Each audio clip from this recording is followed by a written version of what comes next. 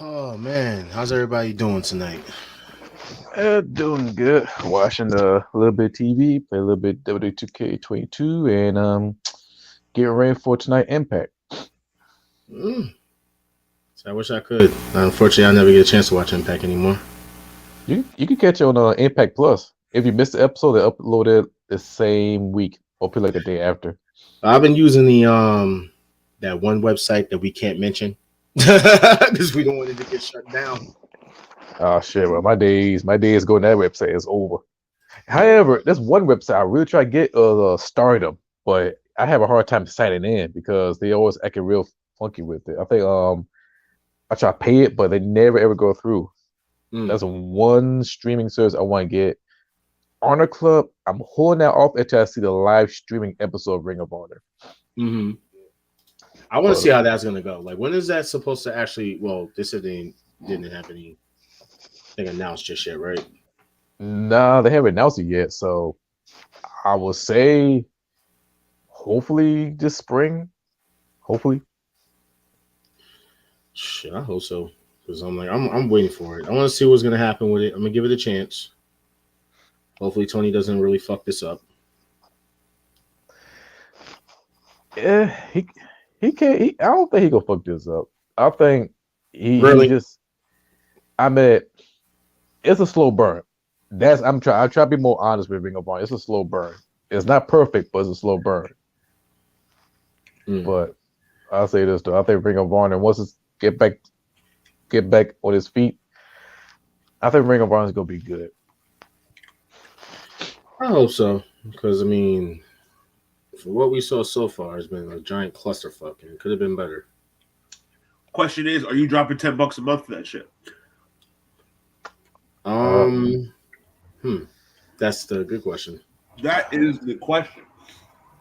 I would say once they start doing a live streaming episode, then yeah, I'll just see what they're gonna do. Yeah, but right now, no. I'm like, initially, I'm not gonna do it, but I mean, they have a pretty extensive library. You know what I mean? Like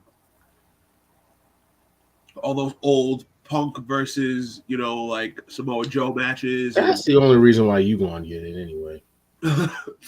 We already know that's the reason why you're gonna end up getting it. Is because CM Punk is gonna be on there. You have to support your man. You're gonna stick beside him no matter what. Stand by my man. The fact you said that out loud, okay, wow. Okay, you know what? I'm a huge CM Punk fan, but I would not say that. Did you really just say my man? Like, stand by my man. Pause. No, you cannot say pause. You cannot say you're gonna stand by your man and then say pause. Like, I think once you say pause, it cancels out everything. It makes it no longer homosexual.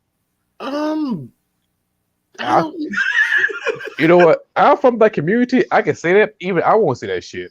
Like, yeah. So I got a season pass. I can say what the hell I want to say. So boom. Yo, all right, either way, he got you there, bro. Shit. I'm pride, goddamn it. I got pride. Shit. Respect, brother. Yeah. But I can't respect Quincy Elliott. That dude fuck up for everybody. But anyway. Oh God. I was root for that man. He said some grimy shit on the Twitter. I'm like, God damn it. Who? Quincy Elliott, the super diva. Oh, he used a burner critter. Yeah, burner account ass motherfucker. Like, I'm like, I don't understand. Like, this is kind of like, look, I stay out of that because I'm not part of the community, and I do have questions and stuff. But at the same time, it's like, how are you but you guys are part of the same. But it's like you guys don't connect, and you guys can't talk. You know what? Never mind. I give up. You know what it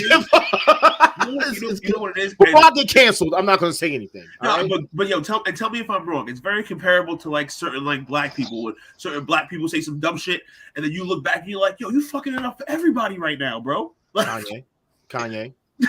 Let's kind of go back to your Kanye. When we were saying like why we can only have a wrestling podcast with you because apparently your top 5 consists of Kanye West being better than Nas, and you're talking about like liking certain people, and then we looking at Kanye the way that he's been, the same Kanye that said that he likes Hitler, and he understand where Hitler come from. All right, yes, Kanye. Let's get it situated here. Kanye is the greatest artist of all time. I disagree on that shit. I think Kendrick Lamar is better than him because he got the highest award that no other artist can get. It's the Pulitzer? Yes, for the album Damn. Nobody could touch him. Unless the only artist I can see outside from hip hop could reach that award is Lizzo. Because I watched Lizzo and Kendrick Lamar concert. Kendrick Lamar concert on Amazon Prime was amazing. Lizzo is great as well. I actually saw Kendrick perform live at Jones Beach, like right after Damn came out. It was 2018. Fire concert. Mm-hmm. It's off the charts. Jesus Christ, man! Shout out to everybody that's tuning in. Please do me a favor and make sure you like. Share this video, share it to your stories, your other wrestling groups, fighting groups, anything that where you enjoy, some good wrestling talk, what I'm saying, for some like-minded people, if you get what I'm saying. Yeah, except when we're talking about Kanye, because he's not part of the, he got kicked out. Yeah, I'm saying we officially traded Kanye West for Eminem back in 2009. Oh, we did the racial draft? Yeah, we did the racial draft. We have shipped Kanye to the whites. And we have officially adapted Eminem. With a side trade of Jack Harlow. Jack Harlow. We'll take Jack Harlow as well. y'all can have Jack Harlow. I'll take Yellow Wolf. No. Keep Yellow Wolf. We'll take G-Eazy. We'll take G-Eazy. The Black Delegation requests Eminem. Okay. Jesus. Whoa, flag on the play now. That's what flag was. Wait a goddamn minute, Rondell. Oh God. I'm a hustler, baby. You can't hustle me. That's one of the best skits ever, bro. Oh God. All right. I kind of still have everything all over the goddamn place. Unfortunately, I don't know why this thing does this. But I'll try my best to work through it. What a week, dude. But yeah, and this band, listen. Okay. I'm looking at the comments real quick. Okay, quick question. Are we going to talk about Dominic Mysterio promo by his name, his time in prison? I'm definitely gonna get into that. Good. I got so many questionable shit about that damn promo because you know what? I'm gonna say it because I'm pretty sure that'd be a part of hot take or pancake, but that goddamn it, that's a fucking McGriddle. Yeah, that's a substance McGriddle. Yeah. Oh, I got it in there. I got it in there. I got a few of them in there. But all right, let's start it up. All right, you guys ready? 3, 2, 1. Ladies and gentlemen, the shit's about to hit the fan.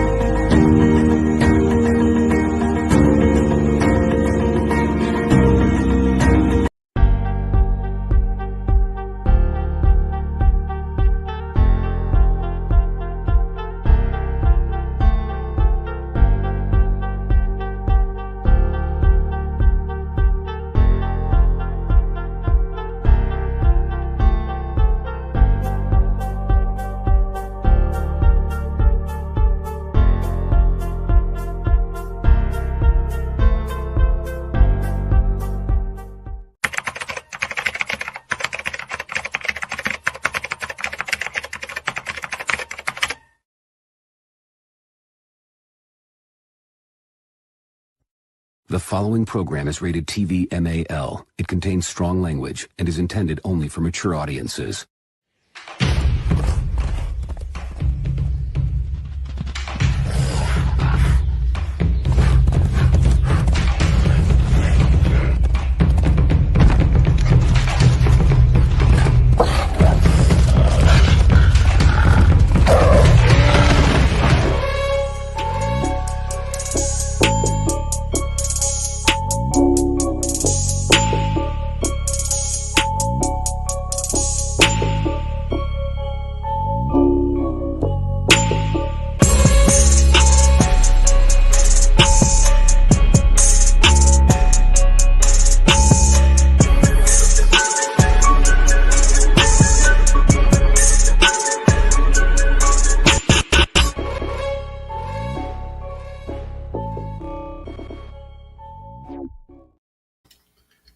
What's going on, guys? What's going on?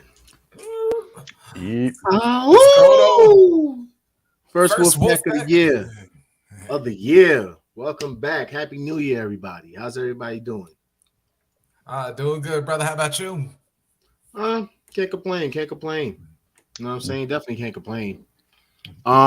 Seems Darkin is having some technical difficulties. You good there, bro? Mic working, camera right now not. But so we won't get to see your face? What happened? It says that other app is using my camera right now, which is not true. But let me try to close make sure my Zoom's not open or some shit. Yeah. If anything, I don't know why you're using Zoom in 2023, but it's okay. You know, Work thing. I'm saying work Zoom. Good. What's up, Jamie? How you doing? Fortunately, no, All Star isn't back yet. Shout out to All Star. I'm saying back very soon, guys. But yes, for those that were tuning into the pre-show and Dark Hints weird analogies. I'm saying because I don't know where that half the stuff that he comes from. You know what I mean? Really don't know half the stuff where it comes from. It's so weird to me. But you know, we love you, Dark Hint. We love you. Love you guys too, man. Sometimes. It's your boy Jaquez, aka Ja Mega. You know what I'm saying? Next to me, we have the ultimate heel.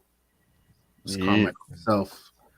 Down below, I'm starting you there because I already have a feeling you're going to make me mad, so I'm just going to leave you there for tonight. For now, I mean that's a weekly occurrence, my friend. You know what I'm saying? So I know. So you might as well you're just going to stay there for now. All right. And so you got to work your way. New year, new expectations. You know what I'm saying? That's the name of the episode, and that's what you need to do. All right. Pissing off Josh since episode 1. Seriously, since like a whole year and a half ago. Let's get it. It's crazy. We're actually on episode 41, guys. Like we're 9 away from episode 50. What? Yeah, we should dedicate episode 50 to CM Punk or Cody Rhodes. God damn. Not even 2 minutes into. Is there a way I can make you go lower? Pause. Like I just need to know. Like it's like just off the show at this point. Like, that was an easy one. Come on, guys. Be like King of the Mountain. Just put him in the cage for 5 minutes. That sounds like a plan. I think that sounds like a plan. You know, I might have a penalty box on StreamYard. Is that what we need? We might just need that for you. That big ass bar on the face. You know what? I'm gonna hit up StreamYard and see if we can set that up. You know what I'm saying? Whatever graphic I need to do, whatever HTML or whatever I got to put in, we're gonna put you in a box. All right, not that type of box like Darby Allin put Brody King in a box or whatever, but we're gonna put you in a box. Okay. All right. And we have rocking with Dahmer. Yep. DeMar. Sorry, I don't want to say Dahmer. DeMar. Yeah. You know what I'm saying? Prayers go out to DeMar. Yeah, best fact. Eyes are open. Yeah, he was up and talking today. So, and I had to admit that was one of the freakiest things I think I had ever seen there, because you always hear about these type of incidents, but damn. Yeah. Then you finally get to see one. For those who don't know what we're talking about Monday Night Football. And a lot of people like that are wrestling fans, they'll tune in, to both. Some people have them like on their fantasy teams and different things of that nature. And me personally, I had Cincinnati players and, a couple other people had Buffalo players, but that's not either here or there. during a play with a pass to T. Higgins. Why am I having a blank of his last name? Is DeMar Hamlin. And he tackled T. Higgins, and they both went down. He got back up, and I can count probably like 5 seconds, maybe at most, and he just collapsed. Didn't know what it was. They went to break, came back. Still on the ground, not moving, no nothing. Go back on a break, come back, still on the ground. Now the team is around him, and they announced that they've been working on him for 10 minutes, giving him CPR. The man passed away technically on the field. Crazy. Like, we literally watched the man die on national television, and by grace of God, they was actually able to bring him back. You know what I'm saying? They got him into the ambulance, and the whole, like, both teams were like even together. They was all shook up for the whole incident. The game was postponed, which was weird because they I know this is wrestling related, but it was weird because they only give him like 5 minutes. Like, all right, that's what they were trying to make them do. But then when they realized, what was going on, I was like, yeah, y'all better cancel this game. But yeah, to make a long story short, though, I'm so glad they canceled that game, bro. But you know why they really canceled that game? Let's keep it a buck. They don't want that over the edge moment again. Yep. Because the NFL's used to do some questionable shit. So I was like, listen. What it comes down to is this: them players was not playing. They put their foot down. They made us stand and said they're not going back out there. So they decided, okay, we're just going to postpone the game. Because honestly, we've seen a lot of crazy shit. Now, I know everyone gets on, the whole Skip Bayless tweet and a couple of other people that tweeted some dumb shit. Skip Bayless has been a jerk off since 2001. Here's the thing. Here's the thing, though. We've literally seen, I think the player's name was Johnny Knox, years back. Yeah, I remember watching. Yes, you probably know what I'm talking about. Yep. I literally remember watching this repeatedly because I'm a sick fuck sometimes. But at the same time, I'm watching it like they still continued the game. This man bent backwards so that his back of his head was on his ass, completely like flat, like that. Had to get stretchered out and everything. But he still continued the game. Yeah. So, yeah. That's that. Prayers go out to him. I am glad that he is alive. I am glad that, he is able to breathe on his own now, because at one point he wasn't able to. They say he's communicating through writing now, which is good. good. The first thing they say he asked was who won the game. That's crazy. Yeah. I literally heard that, like, I'm like, that's the only thing you was worried about, bro. Godspeed to you, bro. Like, Godspeed to you. That was insane, bro. But yeah. Get back into some wrestling stuff. Do me a favor, guys. Like I said, just make sure you share this video. Give it a thumbs up, a heart up, a sad face, laugh face, crying face, whatever you're feeling through the motions, especially when Dark Kent talks. You know what I'm saying? Just make sure that you reflect it in these emojicons. I probably said it wrong. Emoticons or whatever they're called, emocons. I don't know. The little emojis and all that stuff. Emoji thingies. Yeah, you know what I'm talking about. Love. I don't know about you spreading love. I'm tired of you even spreading your views and shit. Like you literally make me mad every single time. Like, I don't know why. Like, I just look at you and just get mad. Like, I literally see your name pop up in the StreamYard and I get upset because I'm like, what the fuck is he gonna say now? Like, I just like, yeah, boy. No. That's not a compliment. That's not a compliment. See what I mean? It's not a compliment. Depends how you spin it, brother. Depends how you spin it, my man. Oh my God. It's depending on how you listen to it, but that's another story. Yeah. But anywho. Yeah. I don't know about anybody else, but man, I'm surprised I made it through yesterday because Good Lord. Yeah, I'm tired. Let's just put that out. I'm tired. Okay, there's a lot that we have to discuss just between the last. It's been 5 fucking days, people. 5 into the new year. I'm still up. And more breaking news as we come along. So literally, I was literally setting this up. I set the promo up and everything. Then all of a sudden, breaking fucking news.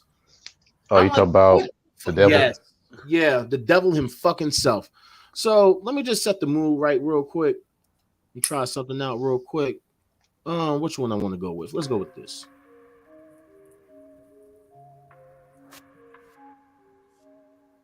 All right, so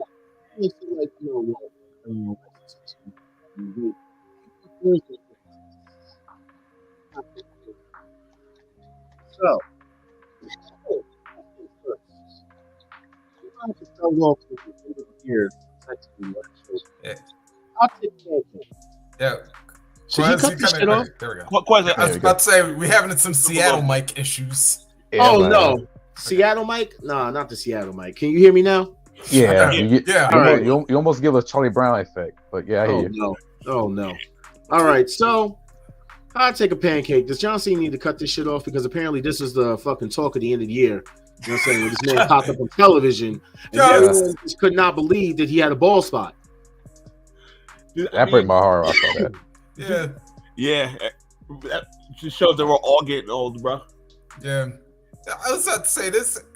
Yeah, because I was about to say Cena did have some cool hair at one point in time, but yeah, now it's got to go. Yeah. He can go to Turkey or Istanbul and get his hair back. Or go to hair club for men or something like that. Right?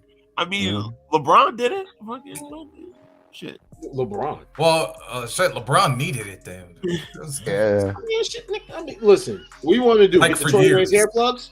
Hopefully, you get the Tory Lane, hairline, kit. Yeah. Get the operation. Just don't shoot people after. As long as he don't rock the late 80s, early 90s Vince McMahon style. Listen, as long as there ain't no Kelsey's around, that's good too. You know what I mean? I have no choke button. I don't care. What are you gonna do? Sue me? You're in jail. Fuck you. Next up, I'll take a pancake. Should AEW abandon the All Atlantic Championship and create the Intercontinental AEW Championship? Flag and play.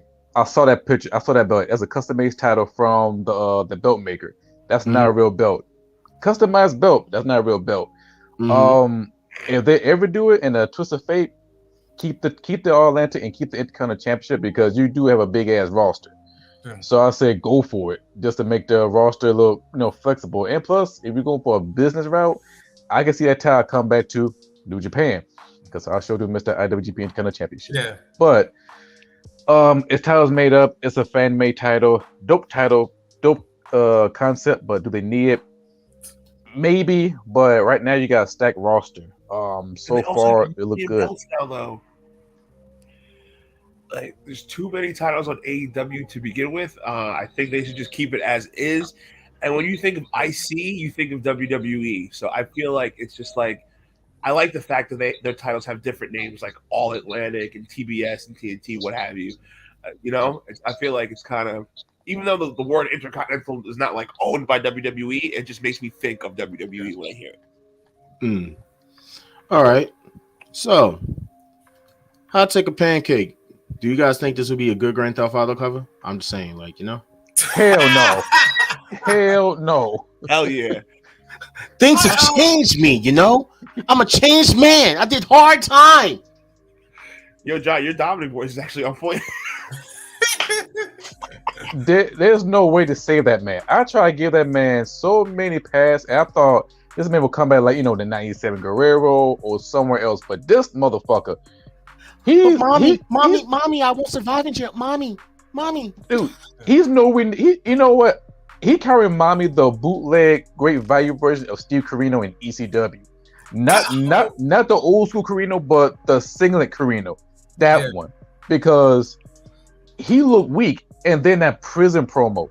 How you went from Mommy, I can't survive in prison to the prison changed me. And then you're selling t-shirts. when I dropped the soap and I had the bendy wire. Do you know what that means, Holmes? Yo, No. Dom, he's funny though, man. You gotta give him props. He's played his character very well. Like I didn't think. Don't look at me, little puppet. Don't look at me. Anyone who's ever seen American Me? Don't look at me, little puppet. If he say give me your chocho, I'm like, God damn it, Dominic. Nobody take you serious now. You say give me your chocho. God damn it. Yeah, just look at me a churro. Yeah. No. Yeah. Oh my god. Hold on, what the Viva? Hold on, what's up, Professor X? Yo, hold on, bring up Viva's comment there. Dom scared. Oh god. Oh god. Oh. Dom scared straight. Prison really changed me. Yeah. That man dropped the soap. That was a good one, brother. I love it. Yeah, I'm about to say I'll make it that our first Wolfpack hashtag of 2022. Dom scared straight. So. Dom scared straight. Yeah, good job there. Good job there, Animal. Oh my god. They need to bring back Jailhouse match like SummerSlam 91. Oh. Wait a minute. Oh, Big Boss Man and like the way that Big Boss Man Mountie. Yeah. Oh, Mountie. Yeah, it was Mountie. It wasn't. Oh Lord. Yeah. What the hell? Great. I was about to say, if I catch that dude and say, "Hi, do you like the way leather feels?" I'll personally blame you for that shit if that happened. No, we bring the old school shit back. We're bringing it back. Oh, god. I'm just saying. So here's another take.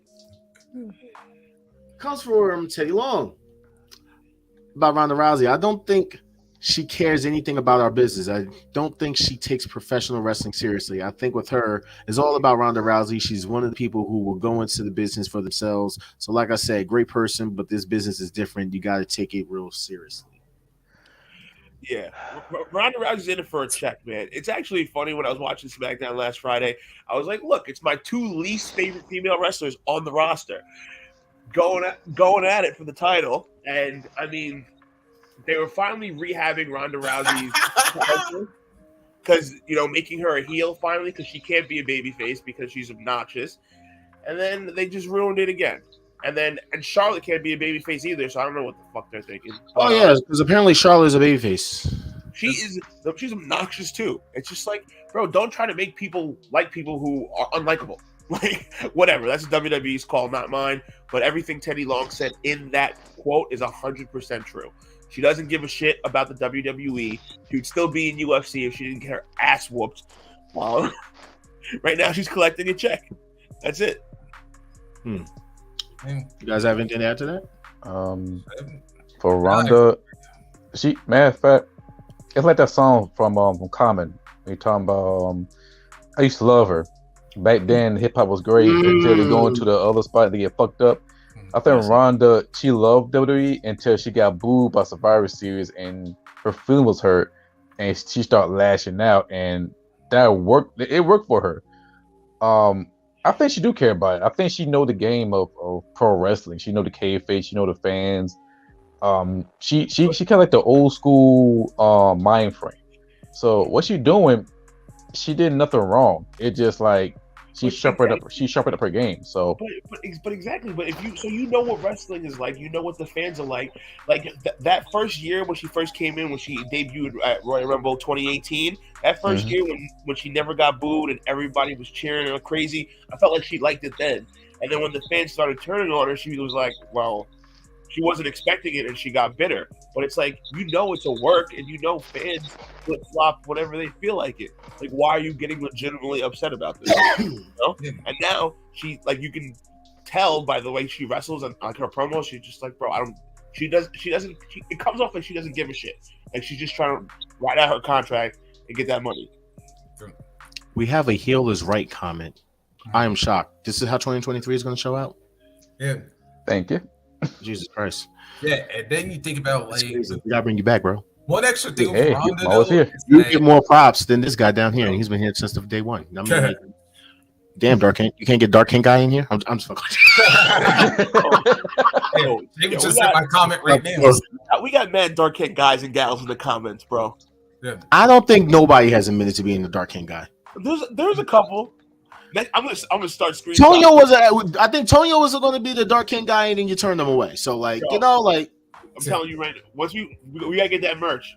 I'm gonna sell some t-shirts. I'm telling you, we're definitely gonna get some merch. All right, so I got another one for you. This actually kind of goes back to us talking about like if they decided to keep the All Atlantic, but also add in the Intercontinental. By the way, there is no Intercontinental title coming to AEW.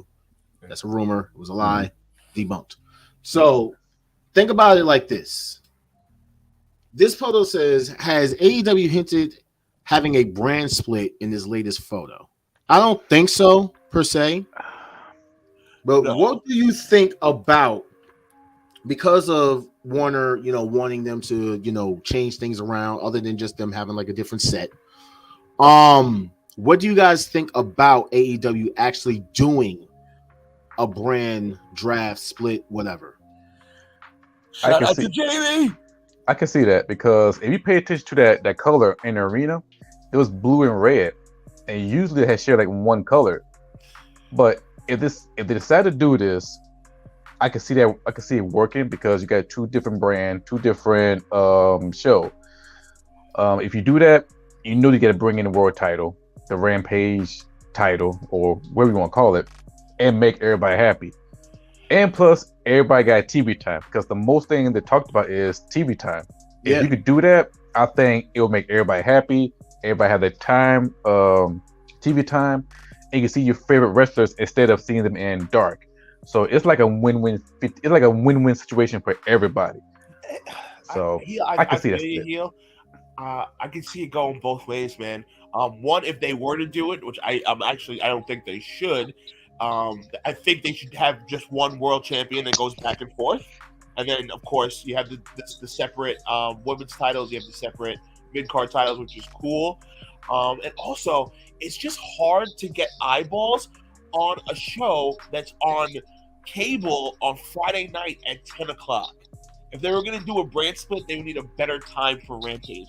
On Friday nights, it's after SmackDown, like West Coast basketball is on. People are going out. Like, I'm old, I got a kid now, so I'm watching Rampage. But a lot of people in their mid, they're at the club. And so like if you look at Rampage's ratings, they have been lackluster, really since the inception. If you take out, of course, when CM Punk came back, but anyway, I had to get that in there. So if they were to do a brand split, CM Punk is now a banned word on the show. If you say the banned word, you would have to donate $5 per time that you say the name. So per syllable. Sorry, per syllable. So I'm rambling a little bit. What I'm saying is, does that count with Cody too, by the way? Absolutely not. Maybe. I'm thinking about it. Depends on if he says Cody tonight. Because Cody's on an active roster. But anyway, if they were to do a brand split, they would have to get a better time than Friday nights at 10 o'clock, basically. Yeah. They would have to get prime time during the week. They do, but honestly, I wouldn't do it either, because you're already having a hard enough time just trying to manage just with what you got. And not to mention, between Dark and Elevation, you're still not giving people like TV time, because and you got Ring of Honor. Yeah, that too. So it's like, unless you planning on doing doing one show like on every night that Raw and SmackDown ain't on, good luck. I definitely agree. So here's another one. Speaking of this dumbass. Bro, I can't fucking stand fuck him. Don't listen to me. If the trend that you can see visually continues, my prediction for 2023 is that NXT is going to outperform Dynamite unless things change pretty quickly. If the focus on your product is match quality at the expense of legitimate, well-constructed, disciplined storytelling and character development, then you're going to appeal to an audience that is never going to grow. Says the host of the guy that basically bragged about 83 weeks that happened like 83,000 weeks ago. So didn't NXT get their ass whooped up AEW for many weeks ago? Like last couple years ago? Since they came out. NXT beat them, I think, 3 times in that so-called, fandom rating war. Yeah, it was like a year, and NXT won the ratings like maybe like 2-3 times, like John just said. Dude, Bischoff is a quack. It's actually funny. I was talking to one of my homies about Bischoff today. Look at Bischoff himself. My man had one good idea, the NWO. Other than that, he ran WCW into the fucking ground. So let's like his opinion to me is just like, come on, bro. Like, all right, you had 2 good years. On the grand scheme of things, wrestling's been going on since 1960 or however long, and you had 2 good years. So stop it. Yeah. And Dynamite's always going to beat the shit out of NXT because NXT's horrible. Yeah. I actually had 2 good ideas because he actually did have Nitro. So yeah, and then he fucked it up with Thunder, and then doing too much fucking NWO Thunder. Well, you know what it was in Bischoff's defense. Nitro was the top-rated show, and the network wanted more content. Bischoff didn't actually want to do Thunder; they basically made him do it, and because of course Nitro was doing so well as the highest-rated show on the whole network, and that was obviously we saw what happened there. And not for nothing, Nitro wasn't fucking Bischoff's idea; that was Ted Turner's idea. Ted Turner went to Bischoff and said, "Yo, I want a show. What do we got to do to beat Vince?" Yeah, that's true.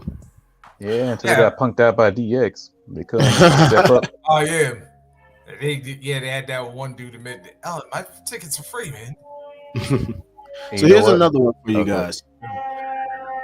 So this technically falls upon rumors, but we're gonna use this as a hot take of pancake. And you let me know, do you guys think this would have been a good match or not?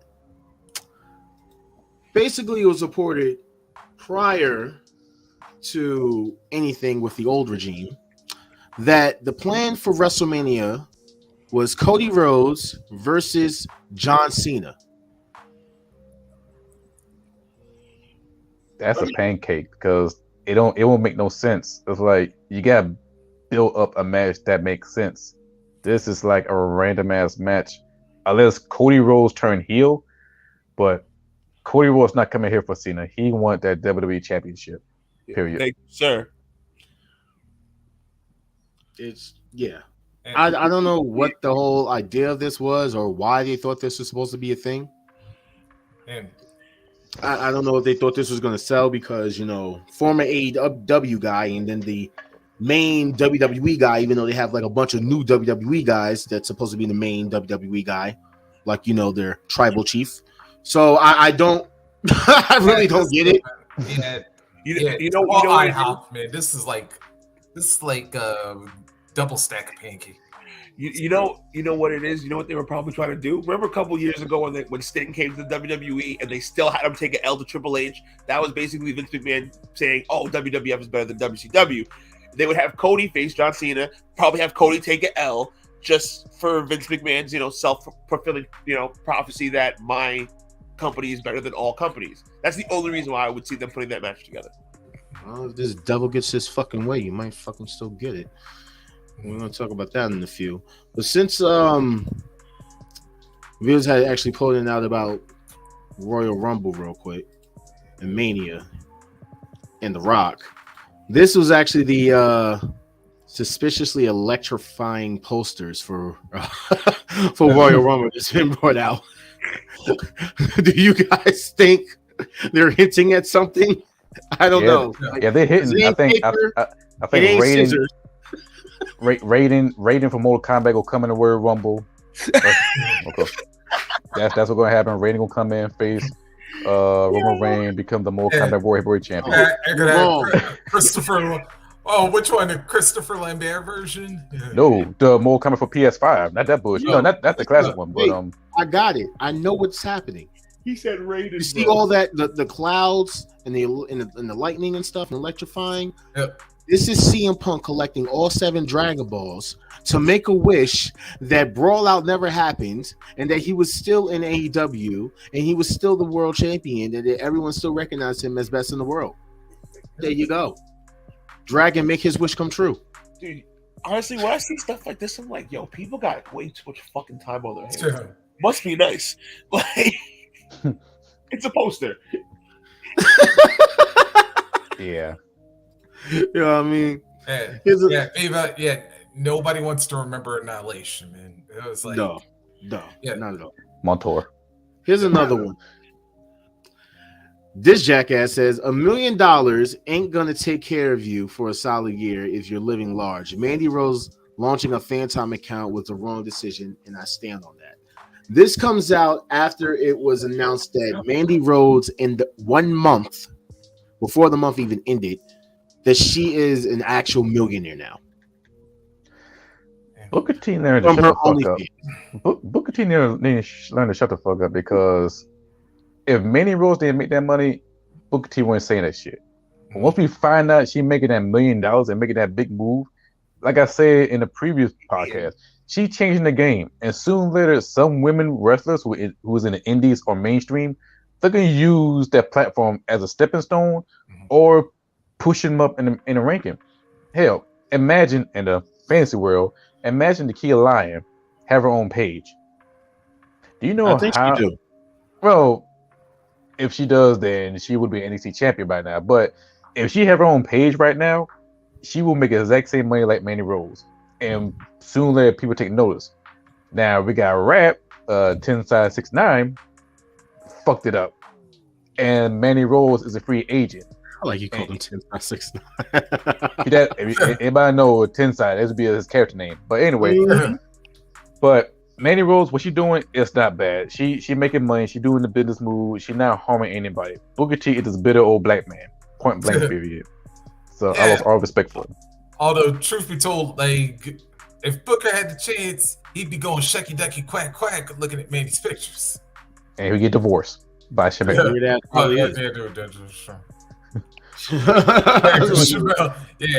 Yeah. Actually, no, I forgot about Charmel for a moment. Yeah, that way. Damn, the Hall of Fame get no love. That's a damn shame. All right, so we got another one for you. This has to do with New Japan and what happened last night. People are asking, is Jay White preparing to leave New Japan Wrestling? Because at New Year's Dash, once they lost, they attacked Hikuleo and everybody, and Jay started to blame Hikuleo for everything. And then he challenged him to a loser leaves Japan match. Now, it is rumored that AEW and WWE have been looking to get Jay White under contract. Hot take or pancake, is Jay White really about to leave New Japan? And if he is, do you think it's going to be for WWE or AEW? Pancake. McGriddle. Sausage McGriddle. Because if you think Jay White gonna leave Japan, and it could be like New Japan, we could see the Bullet Club joining in Pro Wrestling Noah. We seen this shit happen before. So I see Jay White going Noah. I can see him going to AEW. Bullet Club is everywhere. Supported. Like Bullet Club is everywhere, except for that bullshit OC. That's not Bullet Club. Yeah. But I see Jay White going somewhere, not WWE, because right now Jay White is bigger than WWE, and I can see him go Noah. I can see him go AEW. But loosely leave Japan, he leaving New Japan and for Noah, and he always come back. Because how many times we see somebody lose and leave, and they always come right back in. Mm-hmm. Check out Viva's comment though. Remember the Jay White in the Royal Rumble leak? I talked about this like a few weeks ago, and I know we literally keep saying it, but what if Carl Anderson did have to go to New Japan? True. Last time we checked, WWE don't do anything unless it's an even exchange. Very true. What if Jay White is popping up in the Rumble? I mean, it's kind of botched now due to the fact of what happened with AJ Styles being injured. But what if Jay is supposed to appear in the Rumble as the exchange for Carl Anderson appearing in WrestleMania? I'm sorry, Wrestle Kingdom. Yeah, I mean that's a decent exchange. And listen, Royal Rumble, bro, they gotta do something because last year's Royal Rumble was terrible. For the women's? For the women's? Both. Women's? The men's was the worst I've ever seen. And I've seen every single Royal Rumble. Well, what you expect? You had Brock coming in and win it at the last minute, so that was trash. So they got to have some surprises this year, man. So I would assume that Jay White will actually make an appearance at the Rumble, but it might just be a one-off. You know what I'm saying? Mm-hmm. Jamie says, is Omega about to go back to New Japan since they had Osprey lose like that? No. What I really believe is going to happen at Forbidden Door. Yep. I thought about that, even though I hate the fucking ending. But if this lead up towards the Forbidden Door 2 in Japan, Will Ospreay gotta take that title back. He got to, because he was. Yeah, because he made that title prestigious. He came back, go balls to the walls with it, and to me, he's number one in my eyes. And for Kenny Omega to come back and just took the title, it really pissed me off.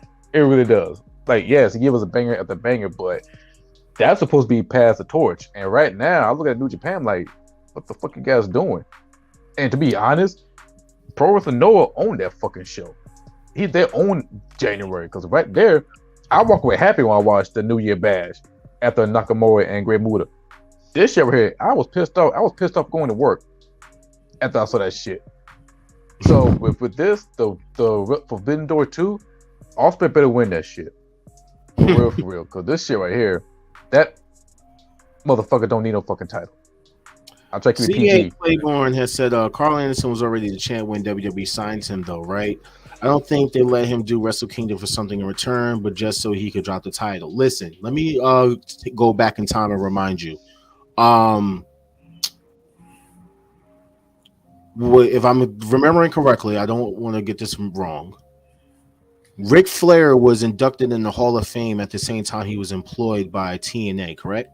They did a talent exchange. Right? Yeah, and they did a talent exchange where they sent Ric Flair to the Hall of Fame for WWE, and they sent Christian back to TNA. That's correct.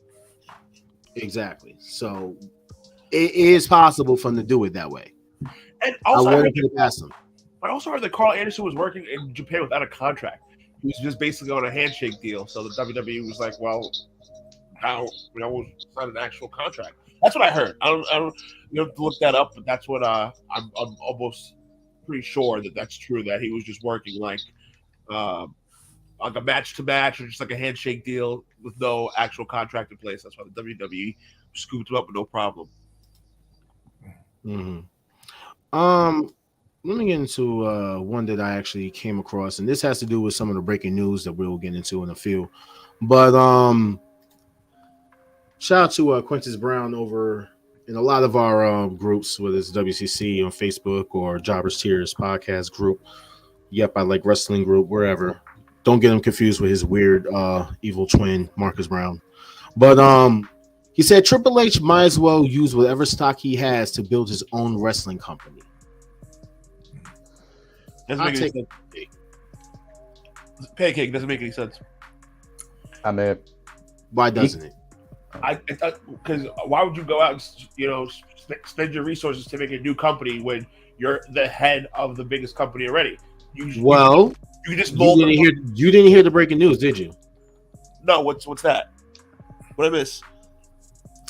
I mean, I guess I can somewhat end, this about the hot takes of pancakes and just get right into it. So, without further ado, Vince McMahon plans to return to WWE following his retirement in 2022 amid a sexual harassment scandal in order to pursue a sale of the business.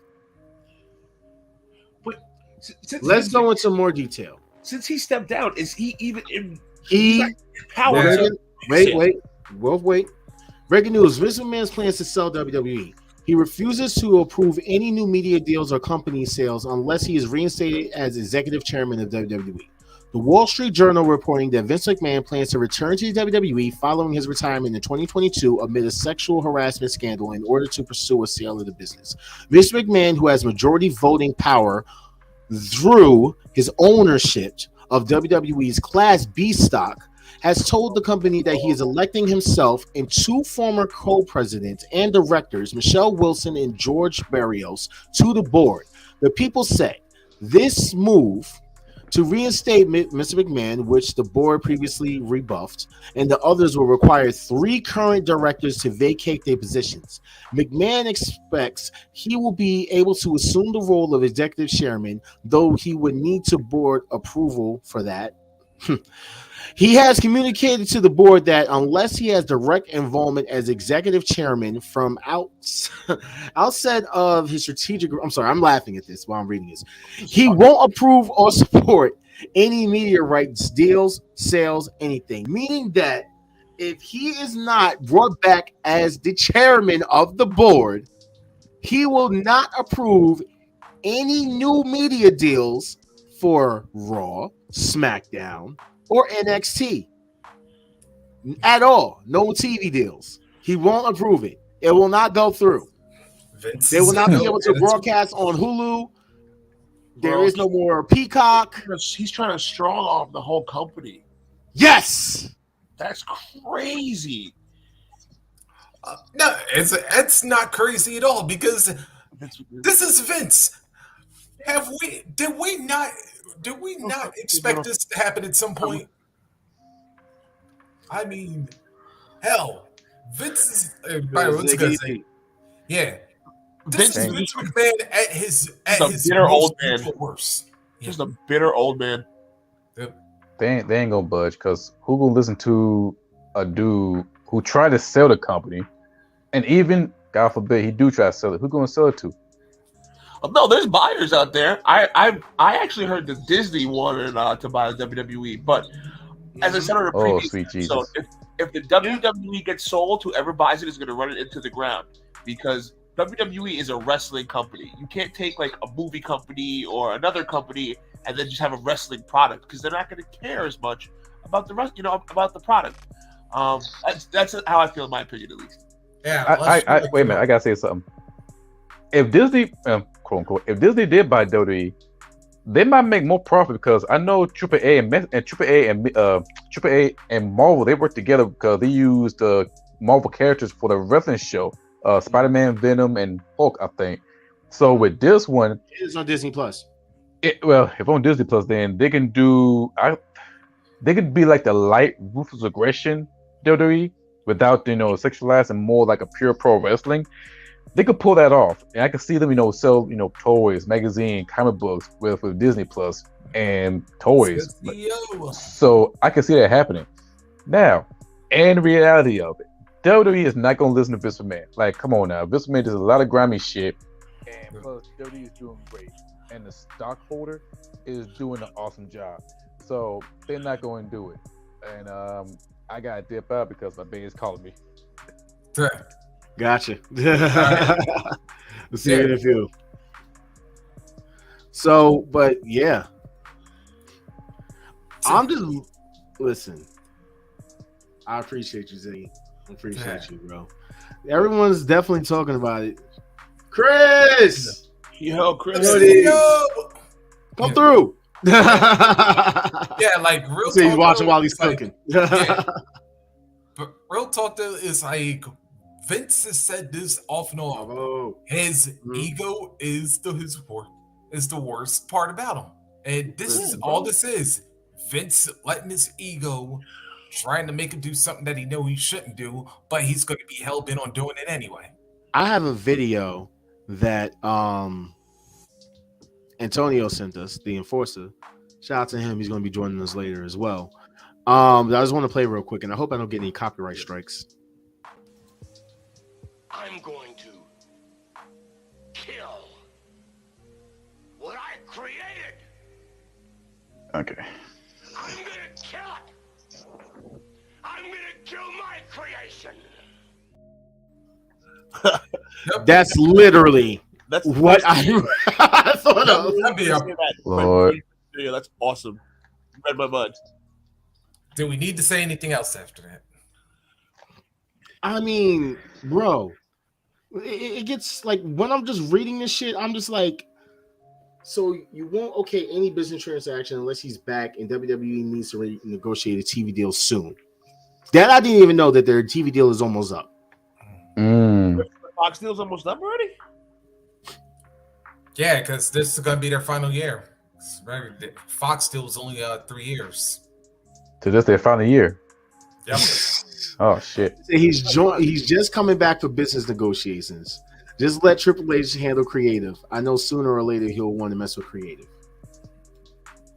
A lot of people have also even tweeted saying that apparently they spoke with WWE and apparently Vince is saying that he doesn't want to mess with anything that the current product is doing and that apparently he will actually try to stay away from it. Or do we actually believe that shit? Hell no. It's a lie. I believe that like I believe that Kane and Undertaker are brothers. They are, bro. What are you talking about? I believe that is what I believe LeBron will actually grow hair again. I believe that when Katie Vick comes back and sues Triple H for violating her dead body. I believe that too. That bag. I believe that until I see Chicago Bulls winning a championship, but that's a long time. Oh, that ain't happening. that ain't. I'm sorry. No. But yeah, that's for the Vince news because it's. I have no words. Like I literally have no fucking words. You like? I thought we were done with this guy. Then you. Vince. Yeah, Vince ain't gonna be. No, the only way we're gonna be done with Vince is when the man actually passes. Yeah, you're right. You know what? You know, it's crazy. I saw a post that said that CM Punk was right that that the WWE will be better when Vince is dead. And then someone was like, you guys are actually wishing death upon this guy. And I'm like, listen. That's all I'm going to say. I mean, CM Punk was right. I mean, WWE was getting better. Hey, bro. Just because the fact that people are saying that it would be better when he's dead, there's not wishing death on him. They're just saying the facts. Because as long as he's alive, he's going to try to do shit like this. Who the fuck goes and says, I'm not going to negotiate your television deal unless you guys make me the chairman again. Even though I use the company's money to play for my whores. That I was harassing him. Vince is not aware of his own toxic. He tried to be like the Nino Brown pro wrestling. Talking about if I'm going down, I'm taking everybody with me type of shit. Because that's what I get a vibe from him right now. He tried to be like Nino Brown pro wrestling. And we all know what happened at the end. I'm just wondering if it's going to be really chatted and it comes back and, well, you know what? I'm going to leave it alone. I'm going to leave it alone. So something that we learned while watching Wrestle Kingdom, they're actually going to be coming out with an Antonio Inoki movie. That's dope. Nice. You better not get no white person to play him either. Shit. Who the fuck you want? Okay. How many Asian actors you know? I mean, there's a bunch out there. I honestly, like off rip, I can't really name too many. I mean, this is gonna sound ridiculous.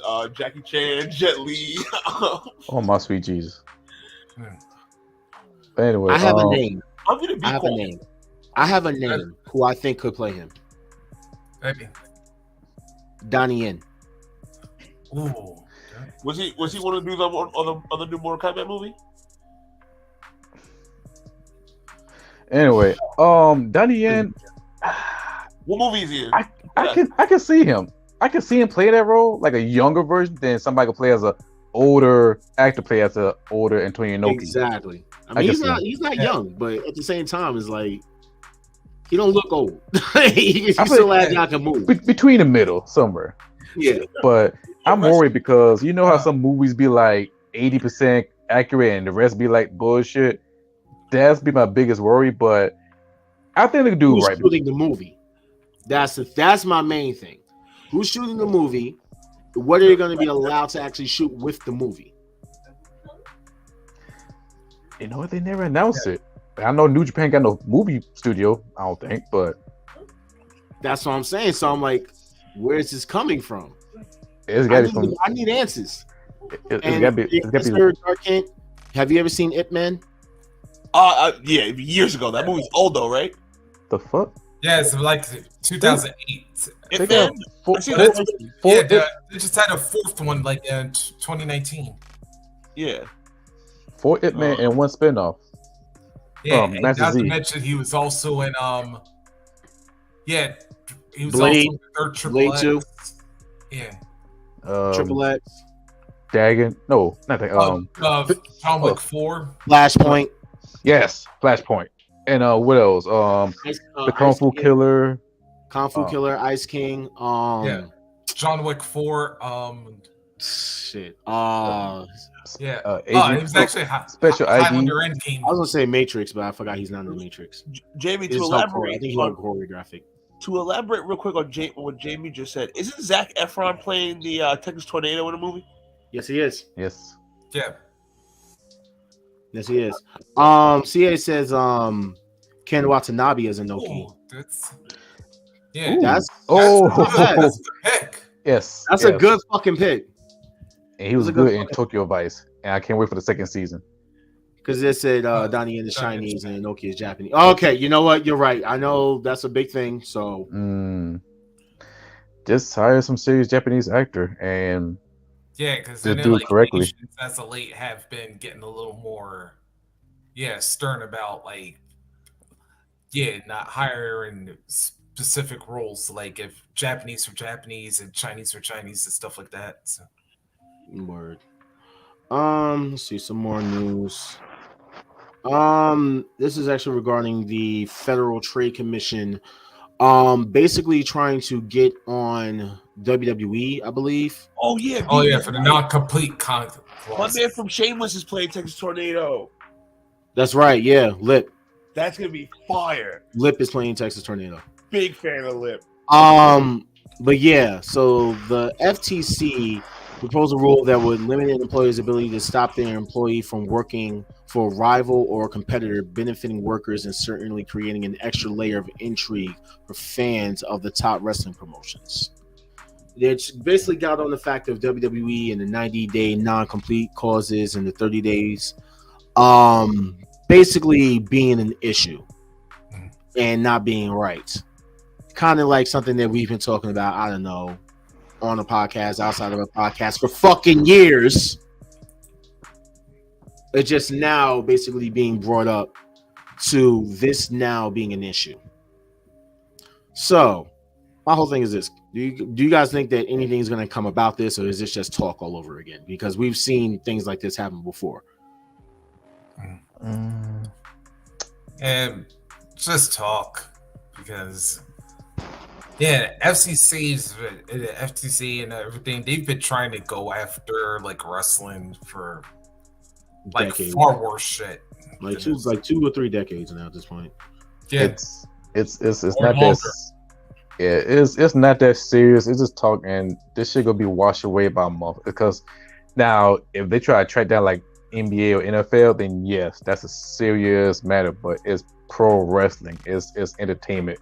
So I don't see this as a serious issue. This shit could be washed away by a month, and they don't even remember about this whole thing. Yeah, I mean, it is what it is at this point. I'm just like, it is what it is.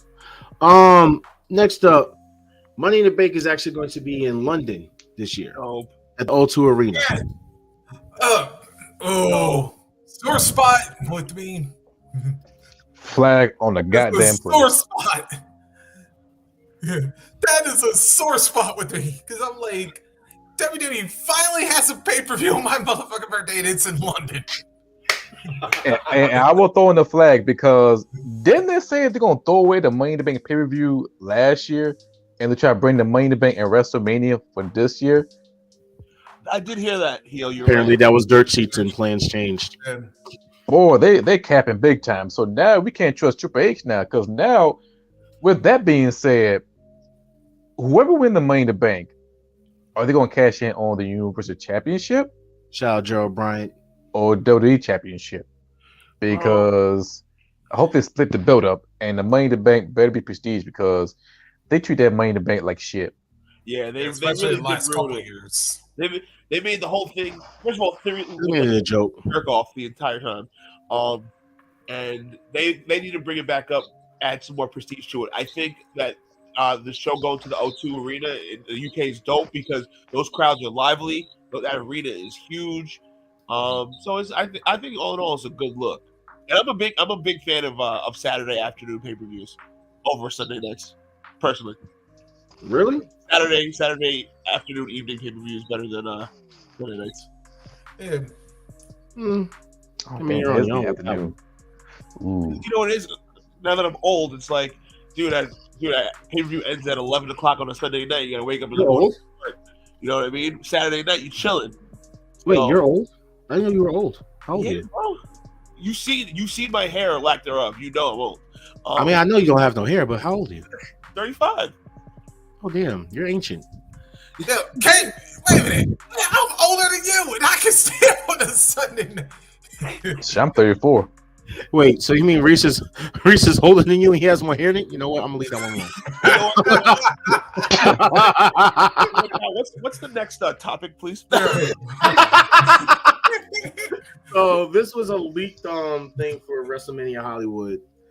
And this kind of like defunks everything because it's like, okay, so we're getting Money in the Bank. The fuck? Yeah, I know it's a cap. Now you can't have 2 Money in the Bank wins at the same time. So, all right. So this said night one. Listen, night one. Edge versus Matt Riddle versus Bobby Lashley versus Johnny Gargano versus Solo Sikoa versus Santo Escobar versus Madcap Moss versus LA Knight. Intercontinental Championship. Sheamus versus Drew McIntyre. Tag team is Damage Control versus Asuka and Kerry. I know that's a lie. Yeah. Woo! No holds barred. The Fiend versus Karrion Kross. Charlotte Flair versus Lita. Bianca Belair versus Rhea Ripley. Stone Cold Steve Austin versus Baron Corbin. Seth Rollins versus Cody Rhodes for the WWE Championship. Night 2, Austin Theory versus John Cena. Finn Balor versus Logan Paul.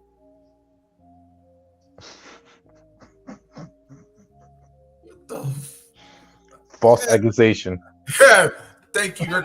Thank you, Bill Ross. You know, I had the video and it's not on my thing anymore, so I'm a little upset. So let's just go back to it because okay. CA, you took the words right out of my mouth. Usos versus Kevin Owens and Sami Zayn. I think that match probably the only believable one that might be on there. That's very believable. Women's Money in the Bank. Nikki versus Candice LeRae, Bayley, Raquel Rodriguez, Chauncey, and Shayna Baszler. Unsanctioned match, Brock Lesnar versus Gunther. Rey Mysterio versus Dominic Mysterio, Rey's career on the line. And then Roman Reigns versus The Rock. Okay, I do believe that the one match is believable. Rey Mysterio versus Dominic. Yeah. I think Rey Mysterio versus Dominic is all but happening. Unless someone gets, barring injury, that should 100% happen. Well, with Seth Rollins getting injured because he got injured after Monday. What's going to be left for WrestleMania with Royal Rumble in tow? Because with The Rock not confirmed yet. Yeah, because I thought y'all got 3 weeks to make something happen here, WWE. Seriously. By the way, WWE also released their Legends biographies. So we have one on Dusty Rhodes, another on Jake the Snake Roberts, one on China. Hold it for a second. So y'all can still do fucking documentaries and all this shit on China, right? But she's still not in the WWE Hall of fucking Fame by herself because apparently you were worried about fucking people looking her up and finding her pornography. Right, but you're going to do a biography on her. WWE on Peacock. I think they're gonna put her in the Hall of Fame this year. I think. But far as the biography, the NWO is very interesting because the DX biography was good because I didn't know all that crazy shit happening, and plus Triple H pulled some Eddie Ruffus bullshit. But with the NWO shit, I'm very curious about it because some stories we have not heard yet, others we heard before from other documentary from Peacock. But the China, how you can do it because Vice already did that already, And how can you do on the biography? It could be like a war down. Kane, okay. Yeah. Iron Sheik, ooh. Dusty Rhodes. I got Hogan. Dusty Rhodes is all Cody. We all know that. We knew that when he fucking came back in. We knew that what it was. Yep. Yeah, it'd be all Cody. Roberts is kind of off to me. Yeah, especially like because given the fact just have a whole dark side on the ring. Exactly, and given the fact of what y'all really did to that man, and the fact that y'all really got him back into drinking over that fucked up storyline y'all put him in. Yeah. Mm-hmm. And I don't know how he can even think about going back. Yeah, and then not to mention, like I forgot how I heard this story, but y'all know they used to drug Damien. Oh yeah, make sure you won't bite anybody. Mm-hmm. Yeah. See, it says I don't think they were worried about the porn. I think they were worried about the P word. I think they were worried about how she died with the overdose. I mean, you could say that, but it's a combination of things. But you know, I don't even see that being a thing because, like, regardless of the fact is, how many wrestlers have died of overdose? A bunch. Y'all want to put Test in there? Y'all want to put Sean O'Hare, who died of a suicide? I'm not sorry. Either one of those guys would get in. I think he you would put a few people in who either died from suicide or overdose or Hell, they got Devon Erickson. Facts. That's a whole story as itself. Wait till the movie drops. That movie's gonna be crazy. I wonder if they're gonna show it. Man. Oh, Jamie, yeah, I forgot about that. Yeah, the Stephanie thing. Jamie says Dustin and Cody's mom. Yeah, no, Dustin Rhodes' mom's passed away, so I want to give our condolences to him. Yeah. You know what I'm saying? Jamie says with China, they were worried about how Steph getting her fired would look. I mean, she didn't give her no fucking help when she went and said what she said on Howard Stern. Didn't fucking care about that. They didn't care about how they fucking, made her look out to be. You didn't care about when you stole that fucking woman's man and got him married to him and then basically pushed her down to the card until she was fired. So don't care now. I mean, y'all basically care about fucking downplaying what happened with, China and Steph, or she tries to, but there's already public knowledge about what you did with fucking Macho Man. No one talks about that shit though. I wonder why. Taking that to the grave. All right, I wonder why. The McMahons will not talk about that though, and I wonder why. But they will go and get a whole brand new office, and this is the brand new WWE headquarters. Looks nice, I guess. Yeah, you got a lot of blood money. You know what I'm saying? You can afford like a big ass office like this, Okay. More. This goes to Impact, but the walking weapon, Josh Alexander, is now 250 days as the Impact World Champion. He has actually now become the longest reigning Impact World Champion. All set stage. Great. You deserve it, man. Great champion. Pull up a banger after banger after banger and great storyteller. Yeah, amazing wrestler, man. And like I said, this is why we always tell y'all when you go out to support your local indies and stuff, you never know who you're going to meet one day because I remember it was like 11 years ago. I went to a National Pro Wrestling Day event up at the Philly Armory. This is the first time I met Josh Alexander, and yep, here he is now, 11 years later, Impact World's champ.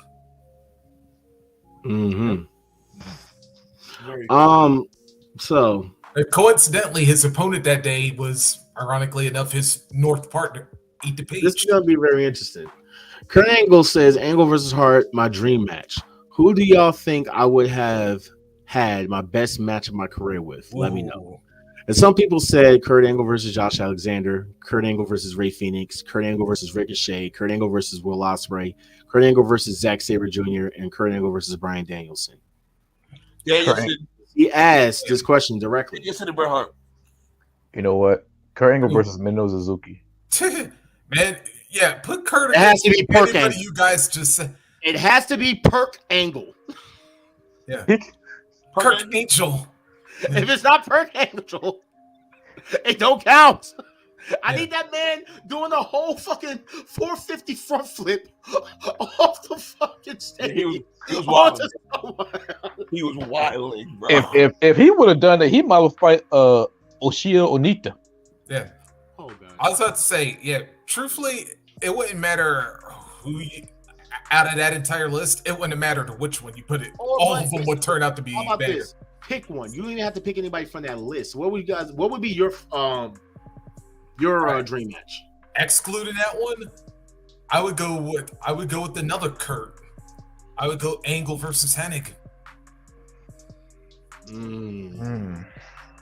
That's a good call. But especially if it was the Mr. Perfect, like when he actually did have a perfect record. Ken, who you got? For Kurt? I like the Brett thing. I do like the Danielson thing. But I'm trying to think of an original one that would be really cool. Oh shit. Savage? No. No, I'll stick with Bret Hart. I'll stick with Kurt Angle, Bret Hart. Who you got, Hill? For me, if he would have stayed and signed with ECW, him against ECW Taz. Ooh, you mean the original? Ooh, Yo, that if I can't survive, if I let you. Yes, not the WWE version, but the ECW one when he was an FTW World Champion with the Eagle one. No, that's right. Angle and Malenko didn't fight. I don't believe. No, they never had a match. Don, he should fight Karen Jarrett. Wow. Shout out to Don, because I actually was going back and forth with him in some comments. That's fucking hilarious. Shout out to him, man. I started another one. Malenko. Yeah. Karen Jarrett, her bum ass, trying to get her bum ass back in the news. Talking shit. Yeah, I actually have to talk about that. Either that Angle or Steamboat would even be a good one too. Ooh, I like that. Yeah, that would be. All right, some I could say. I mean, it is kind of obvious. Like Angle versus Bryan Danielson is going to be a fire. Yeah, that would be crazy. Which Angle version? versus Josh Alexander is a fucking crazy. That's like father and son. Yeah. Yep. Okay. Kurt versus Zack Sabre Jr. Oh man, but you have that, especially if you put them in an ultimate submission match, right? Hell, even do that with Angle and Alexander, either one. How about now? This is me just going for the younger generation, just because I can see I don't say passing the torch, but seeing some good technical transition stuff going on. Kurt versus Daniel Garcia. Ooh. That would be nice. Plus, that would build Garcia up big time. Yeah, especially after that 2 out of 3 he had against Danielson. Yeah. Wouldn't it be a bad match? I'm trying to think of who else. I mean, I don't want to say Kurt versus Seth. I don't think that would live up to the fucking hype, honestly. Unless it's Kurt in his prime versus Seth. Yeah. Him trying to go for the curb stomp and instead of we get in that RKO spot, we end up getting somehow an Angle Slam spot. Yeah, I can see he catch him at that. Hurt his neck, but yeah, he can catch him at that. Hey, did Kurt ever fight Regal? Did that? Yeah. Probably in a throwaway match, maybe. Got some thing about dark show, for the Intercontinental Championship or the European Championship. Yeah. I know that Kurt definitely already won with HBK. That was already a granted one. There was Kurt and HBK. Yeah. Kurt and Eddie. Yeah, we already know Mania and SummerSlam. Yeah.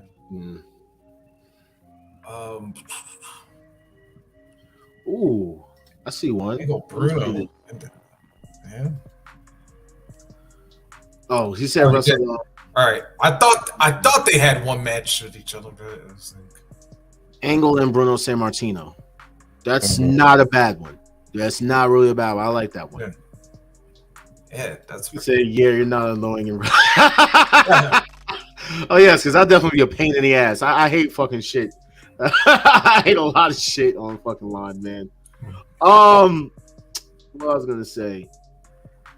Yeah. Those are only names I can. I'm trying to think. I don't want to say the Kenny Omega. Yeah. I got one better. Kurt Angle. Yeah, we're going back time machine. Kurt Angle versus Hayabusa. Kurt Angle versus Mike Awesome. The ECW Mike Awesome. Oh yeah. Ooh. Okay. The fun match.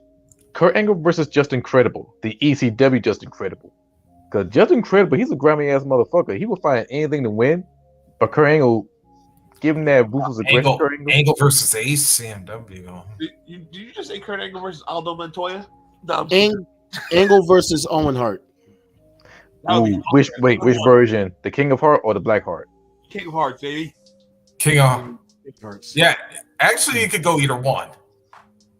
Well, it's different. King of Hearts, he's more like a technical, but sometimes he can like you could go aerial. Yeah, but funny heel. Yeah. Blackheart, he's more ruthless aggression, not ruthless aggression, or ruthless heel as a Blackheart. They're two different hearts. 94 Owen Hart.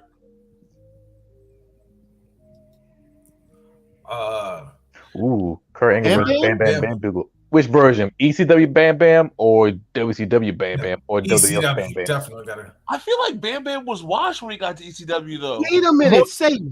What? I feel like Bam Bam was ill in ill in the early 90s. I think he was not in your comment. He says Kurt Angle and Owen Hart happened in a dark match before Raw in early '99. That's true. There was a picture of Kurt Angle wearing the black tights and he fought Owen Hart in a dark show match. It was a picture out there, but there was no footage. It did happen. What the Are you serious? Yeah, I'm surprised you didn't know about that. You learned something. No. I don't know nothing about that. Yeah, it's out there. Kurt Angle did fought Owen Hart in the Dark House match, and that was his tryout match. That was his tryout. Oh God! Wow, bro. Yeah. Insane. Oh yeah, that's right. Because I'm for and I actually think he talked about that on his. He said Japan Bam Bam. Oh, Japan. Ooh. Yeah. Man. That's a fight. Yeah, when he was Crusher. When he was Crusher Bigelow, yeah. That's a fight. Hey, that's when he teamed up with Vader back in the day. Oh, yeah. Oh, that's a fight. That's a shoot fight. Well, unless you fight Vader in the shoot fight, but yeah, that's a shoot fight. Let's see. Sorry, which that's not a bad match. Kurt Angle versus Vader in a shoot fight. I would like to see that. I wish. You gotta get in on 2K or something. But since we were talking about Karen, let's talk about Karen real quick. Karen got in the fucking feelings and acted like a fucking Karen because of what Max Caster said about stealing money out of the company, like Jeff stole Kurt Angle's wife. Yo, Max Caster flamed Jeff Jarrett. So she went on Twitter and started saying a whole bunch of shit, like a bunch of shit, and that apparently this man Kurt was fucking Dawn Marie, Kelly, Deanne Sidon. I don't even know who the fuck that is, and just to name a few people. And apparently there's more. There's more. There's more. All right, and then Kelly came out and said, I keep linked in this tweet.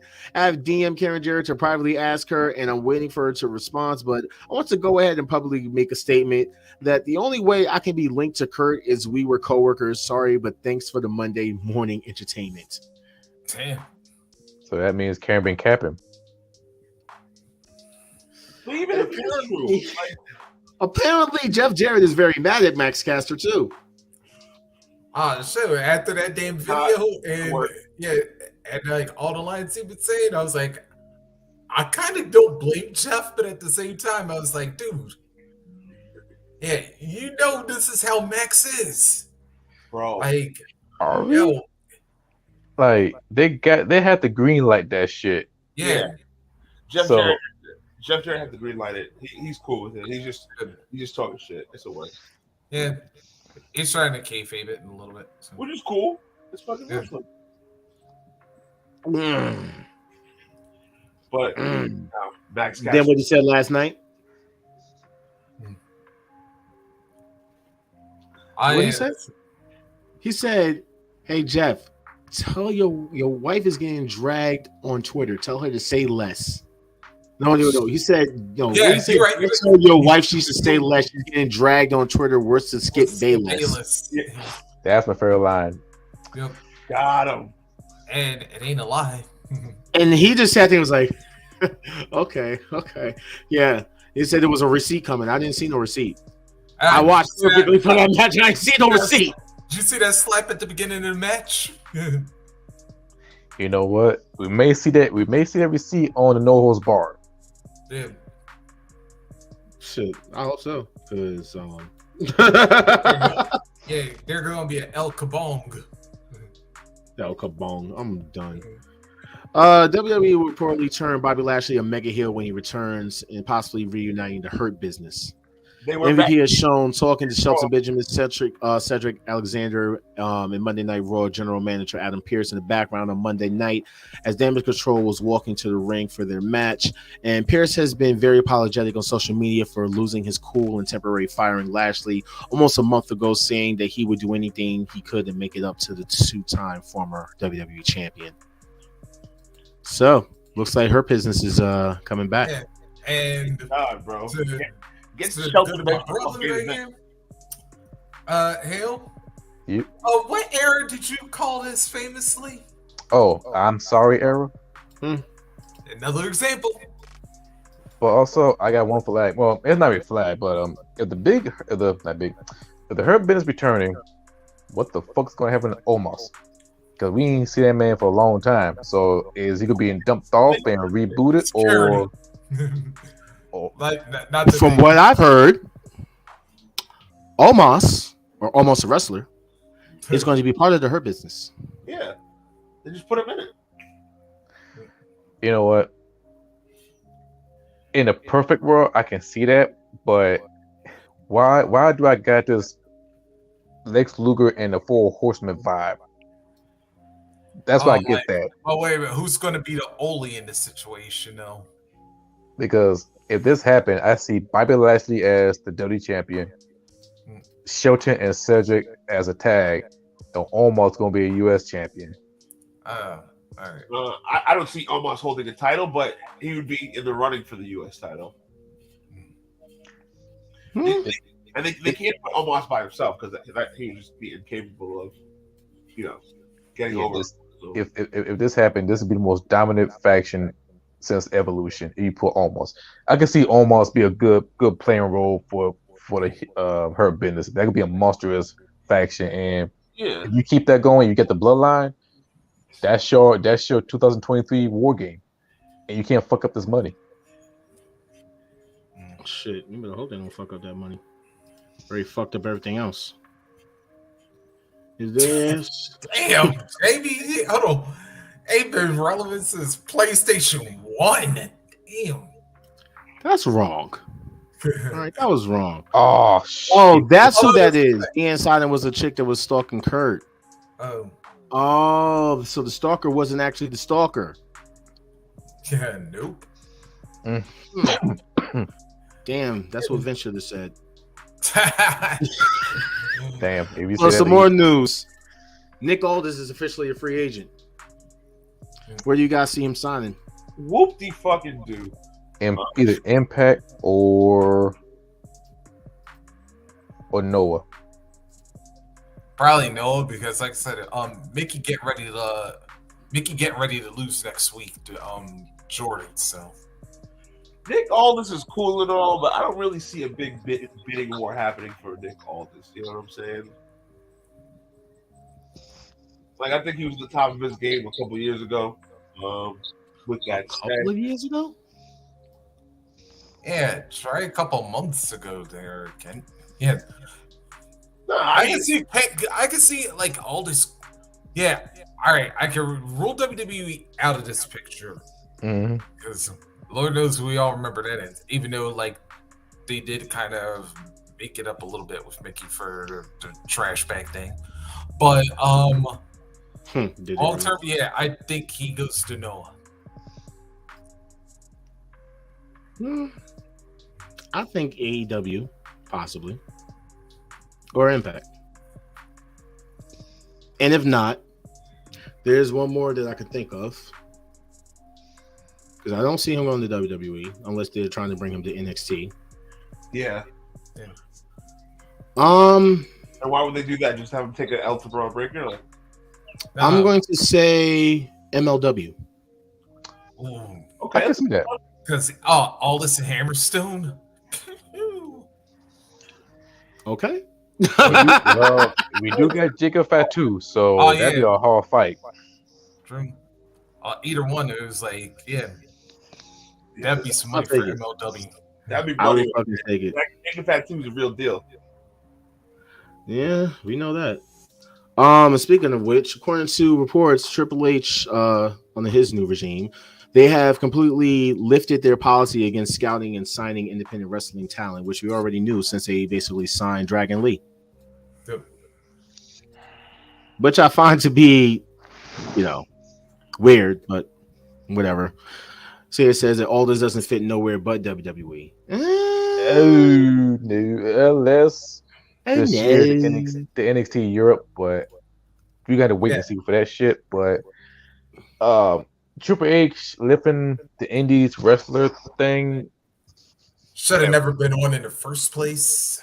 Yeah, well, underneath the Vince McMahon shit, they tried to do the next in line shit, which that fall apart when people got injured in Nashville. They're just recruiting anybody who played sports in college, basically.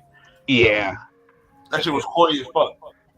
And for this one for Indies, my biggest fear is he gonna try to water them down and try to wrestle the WWE way, just like his model for NXT. But who gonna listen to them when we become successful? Like they ain't gonna sign any Indies. Like you're not gonna wake up and see breaking news: Nick Gage signed to WWE. You're not gonna see that shit. You're not gonna see. You're not gonna see. Hope to God not. Especially because WWE do have some pizza sponsors. Yeah, pizza cutter. but they ain't gonna sign anybody. So they going. They gonna show the commercial after he does it. Yeah. So they gonna nitpick and they're gonna try and find the right model for the WWE, because once you grab them, they're gonna mold them into the WWE formula or the machine. So that the old NXT, like the way they were doing it was working pretty well. Bringing a top indie talent to NXT, have him kick some ass at NXT, and then bring him up to the main roster. I thought it was a pretty good formula they had going for a couple of years there. Of course, you have your Sami Zayn, your Finn Balor, your Shinsuke Nakamura's. EC3 didn't really work out. Ricochet, the jury's still out on that, but a lot of successes from the old NXT model. But I don't see none of them close out WrestleMania. Well, I'll give you that. They should have put the title on Shinsuke, when he fought AJ, but that's neither here nor there. But a lot of those top indie guys are, and dude, Kevin Owens, he main evented WrestleMania NXT. No, that one, yeah, Steve Austin versus Kevin Owens, that's the one and only. But when I talk about closing out, I make closing out with a title, with confetti, with a damn little copyright on the little bottom of the screen type of shit. That's a real close out. Kind of like a Benoit Eddie moment. Yeah, it's like. Here's another one. Actually, no, we're gonna wait for that one because that actually belongs in the Sasha's Banks story that I'm going to talk about. We will talk about how after prison changes a man, you do get married. So apparently, Dominic is proposed to his longtime girlfriend. Congrats, Dom. Congrats. You know what I'm saying? I just wonder how mommy feels about that. You know. I'm saying. Also, we do want to go over this because I wanted to avoid it, but unfortunately, it has to be talked about. Sadly, before the end of the year, we lost Don West, and for those who are fans of TNA since the beginning, I mean, there's so many matches, so many times he's called stuff. The famous line, like, what's his face doing in the Impact Zone? Are you serious? Are we feeling this?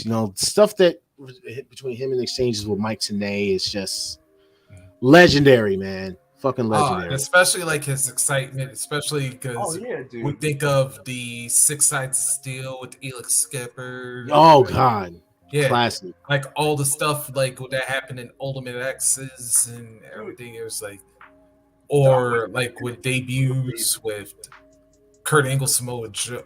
He was going ham for TNAshop.com every fucking week, bro. Well, yeah, you remember like. Oh, that's a good. That was that. Damn, who did he work for? Home Shopping Network or QVC? Yeah, I was just gonna say that. You ever wake up at like 3 a.m, you turn on the TV, Don West is screaming about basketball cards at the top of his lungs? Yeah.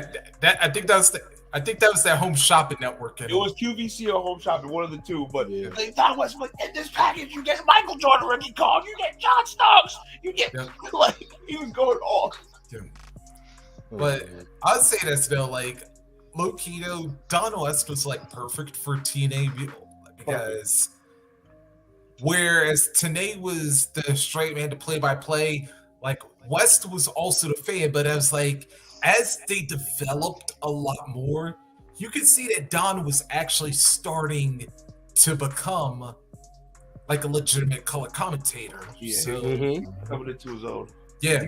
He picked it up, and I was actually listening to Pritchard's podcast, and he was talking about Don West. Don West was like the hardest working dude. Like he knew he didn't know a lot about wrestling when he came in. He would spend the extra time and take the extra effort to really like. He cared about it. Like he wanted to learn and he wanted to know more about the business. So respect that 100%. And I remember like I think it was just before WrestleMania 7. I knew he had like a few of the guys on. Like with them when he was selling like some of the WWF merchandise and whatnot. So I knew he had a past in wrestling before TNA. So, but yeah, Don's definitely a sad loss, man. Because it literally happened on what was it, New Year's Eve. Wow. Yeah. New Year's Eve from he succumbed to his illness of lymphoma. And it was very shocking because like we heard about him and then right after we heard about Barbara Walters and I was like, wait, what? I was like, no way. I was like 2022. Well, in the words of Stokely, you raggedy bitch. You raggedy bitch. And then we lost Kim Block. I'm like, God damn, we lost him. Yeah. Shit. Bob Marley's grandson too. Like it was so many people. Like in like at the end, I'm like, what the fuck? I know that's how I felt like when 2021 ended right when Betty White passed away. Like near yeah. Ooh. All right. Last bit of news. We're kind of more or less on the rumor side of things.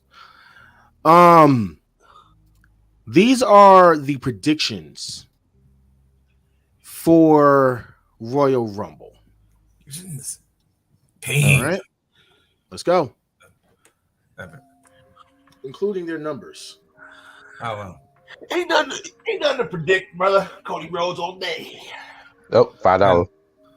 Cody Rhodes all day. Seth Rollins and Cody Rhodes starting it off.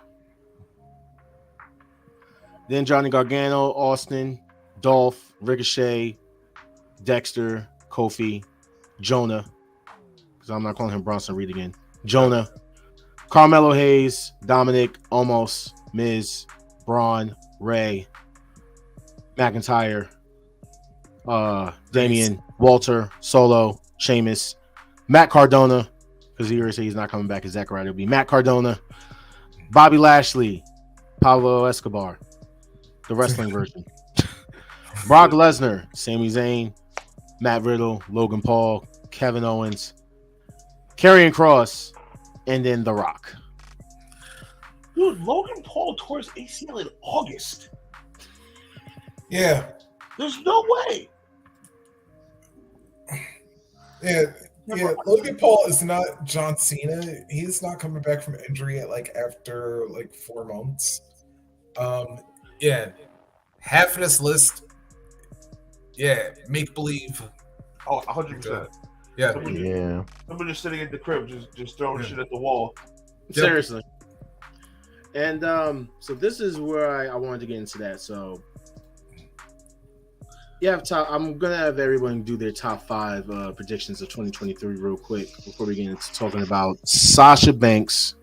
Sorry, the artist formerly known as Sasha Banks, Mercedes Moné, Dynamite, and of course Wrestle Kingdom. But I was looking over in Yep, I Like Wrestling. Shout out to my boy Kervin Delgado. He had posted out this list, and he normally does this every year, where he basically says his predictions for the year. So let's just go down this list real quick. The Rock versus Roman Reigns at WrestleMania 39. The Rock gets introduced into the Hall of Fame. Roman Reigns drops or loses the WWE Championship. Roman loses or relinquishes the WWE Universal title. Bray Wyatt wins the WWE Championship or the WWE Universal title. CM Punk returns to AEW TV. John Cena has a match. Mercedes Moné wins the IWGP Women's title. Mercedes Moné signs with AEW. Cody Rhodes returns to WWE TV from injury. Cody Rhodes wins the WWE Championship or WWE Universal title. Bryan Danielson wins the championship title in AEW. Bray Wyatt and Alexa Bliss reunite. The Usos lose or relinquish their WWE Raw Tag Team titles. Sting wins a AEW World Trios Championship with 2 other people. Rey Mysterio and Dominic Mysterio will finally have a match. Randy Orton versus Matt Riddle. MJF loses or relinquishes the AEW World Championship. Sami Zayn splits from the Bloodline. Batista gets inducted into the Hall of Fame. Naomi returns to WWE TV. Big E returns to WWE TV. Rhea Ripley wins the championship title in WWE. Mandy Rose returns to WWE. ROH championship won by Samoa Joe. The Street Profits do not break up. Nia Jax returns to WWE TV. Saraya wins the championship title in AEW. Jade loses or relinquishes the AEW TBS championship. Jade Cargill wins the AEW the Women's Championship. The AEW introduces women's tag team titles. WWE Monday Night Raw beats AEW in overall ratings every week. Jeez, how many fucking opinions? Kings of the Ring or Queen of the Ring, if not both, return as a WWE pay-per-view. AEW New Japan do a Forbidden Door pay-per-view again. We all know that. Bo Dallas returns to WWE. Braun Breaker loses the NXT Championship. Carmelo Hayes wins the NXT Championship. Nikita Lyon wins the NXT Women's Championship. NXT European Championship is introduced. Nick Aldis signs with WWE. Moose signs with AEW or WWE NXT. Brian Cage and AEW part ways. Sami Callihan signs with AEW. Gigi Dolan gets called up to WWE main roster with JC Jane. And Jordan Grace loses or relinquishes her Impact World Championship. Some of the list is realistic because I was thinking the same thing with the AEW Women Tag Team Championship. That's coming soon. I'm saying that. But far as some hit and miss, I do see Moose going somewhere, but I think he'll stay in Impact for a little bit longer. But I got my list as well.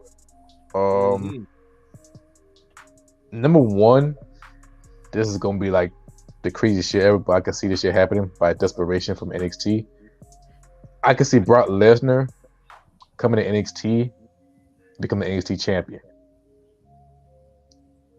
What? Around summertime. I say around June-ish. Here's the reason why. What happened in June?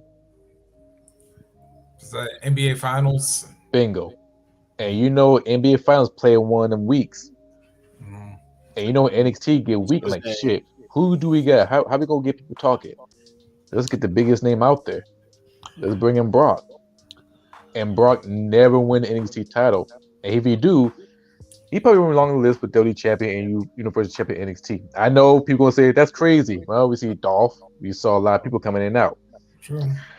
So you compare Dolph Ziggler and Brock Lesnar. WWE Champion, Universal Champion, World Heavyweight Champion, and NXT Champion. Another Brock Woodhold. Yeah. So whoever beat, that could be your next NXT champion. That'd be a big talk of town. My next one, Tama Tonga go be the IWGP heavyweight champion, world heavyweight champion. Who else I said? One more time. Tama Tonga become the IWGP world heavyweight champion. Wow, that's interesting. Okay. What else? Kota Ibushi, he either be in AEW or have his own promotion. He did say once, think about his own promotion was weird ass rings and weird ass matches. That's 3 so far. Well, the person always said Nikki Line become the women NXT champion, so he could have that one. I would say Speedball, Trey Miguel, and Steve going to be the future Impact World Champion this year. That's 4. And 5th, I'm going to have to say Eddie Kingston. Well, no, I'll say Eddie Kingston be AEW champion, but that'd be down the road. Cyberfight is going to be the talk of the town. Noah, Yoshi Pro Wrestling, and DDT Pro Wrestling going to be a bigger talk of the towns than New Japan. Because I've been watching more Noah than New Japan, and Noah is not fucking around. And this show has been amazing. DDT Pro Wrestling, they're not fucking around. Even though they're funny as hell, but the matches is off the fucking chain. Yoshi, but they had their first North American show this year. So right now, Cyberfight as a group, that's the one that you need to look out for. So that's my top 5 prediction. What you got, Dark Kent? All right. Obviously, Cody Rhodes wins the WWE title. CM Punk will wrestle again. Oh, so you're gonna owe me $35? Was that $30? It's CM Punk, 6 syllables, $5 per syllable. Yep. Yeah. Well, these are my predictions. CM Punk will wrestle. Oh, you said it again. That's $60. He's gonna wrestle another match. Bleep will. Who is? The guy with the tattoos from Chicago. He'll help you out. See, if you do that, you will not lose your money. So he didn't say about extra figure. So he holding me down. Good luck to you. Daniel Bryan wins the AEW championship. What else we got? And trying to think. What's another big one? Let's get a return here. It's a big return. Who returns and wrestles a match? I got one. I feel like we'll get Edge and Christian in the WWE before Christian wraps it up. This year? I mean, it's January. We got 12 months. Contract depending, and then who's gonna wrestle one more match? And Cena retires this year. Whoa. It's 5. Whoa. Cena retires. Not like, I'm gonna wrestle every now and again. Okay. Bro, that's making too much bread off movies. Damn. Here go, Reese. Actually, you know what, Ken? That was actually my number 5. With Cena hangs it up. Yeah.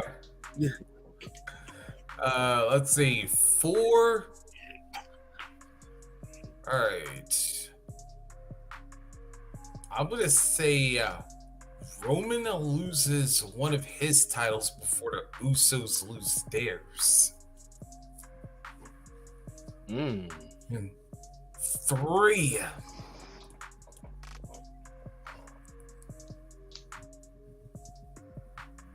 Sting and Darby split. Okay. All right. 2. That 2 of WWE's big 4 are gonna flop this year. That's a given. Hopefully it's not the Rumble. Oh, I was about to say again.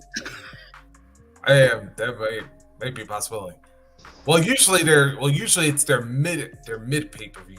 They're like B show pay-per-views that flop, but that's what I'm saying. I'm going with the big four this time because now that Triple H's grace period kind of ends after WrestleMania, I can see it happening. But then my number one,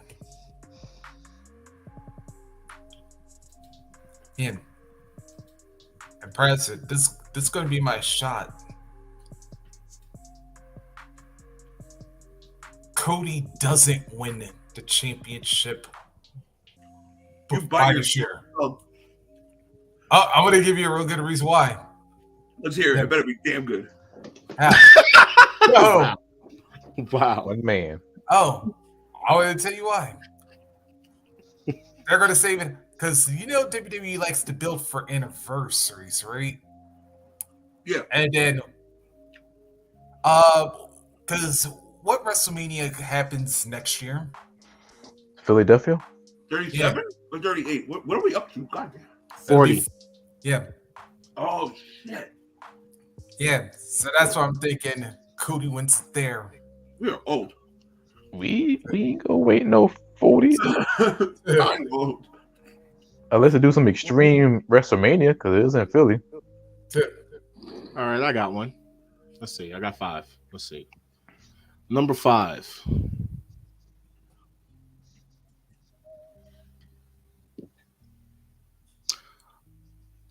At Forbidden Door, if they stay together or bring in other members, we might end up getting Blackpool Combat Club versus the Mighty Don't Kneel.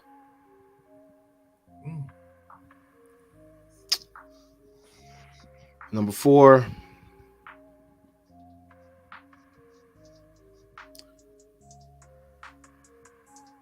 We might see Jay White back in AEW for a storyline this time.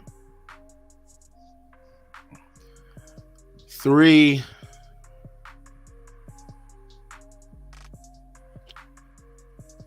Cody Rhodes is going to win a WWE title, but it will not be the WWE Championship or the Universal Championship. You're damn wrong.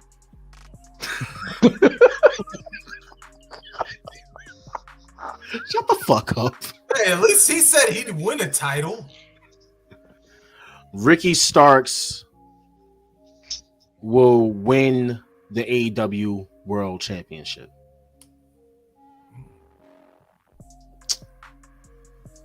And my last prediction, even though we're 5 days in, I don't think we may possibly get a better match this year better than Kenny Omega versus Will Ospreay, unless it's going to be Kenny Omega versus Will Ospreay 2 and 3.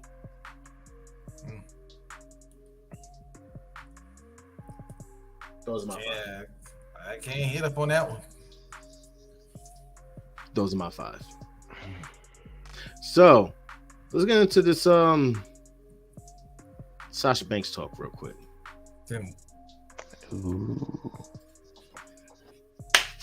Mercedes MONÈ debuted Wednesday early in the fucking morning, where us wrestling journalists had to stay up until 1 o'clock in the morning.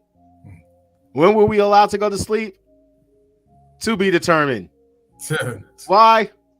Because New Japan likes doing 7-hour fucking shows. And we watched every fucking minute of it.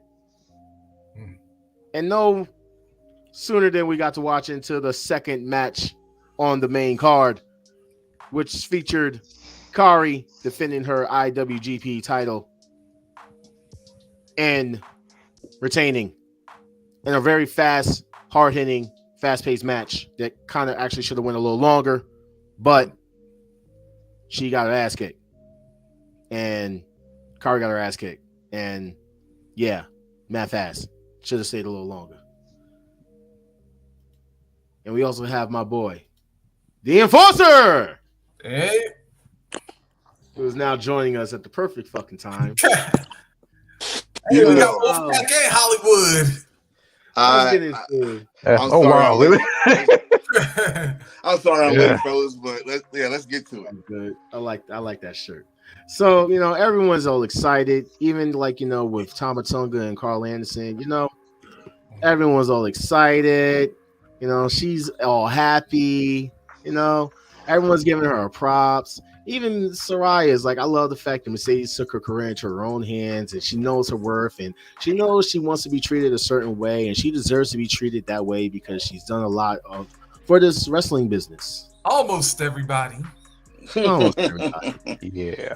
When you got people like Dave Meltzer sitting up there giving WWE weebles hope, when he says WWE expects her to be back after she gets the Wrestling in Japan out of her system. Wow. That's some bullshit. Wow. I'm saying, you see how happy this woman is? Oh, apparently we need to get it out of her system. Then you have weird people who want to drop things like this when people show, respect, like Chauncey. I can't wait for the banger of Mercedes Varnado versus Kari is about to give. San Jose, you are spoiled. Get yourself some orange sauce and a burrito at La Vix after the show. And some weird motherfucker says, any WWE talent that promotes and praises a former WWE talent's newest endeavors after walking out during TV taping should be punished.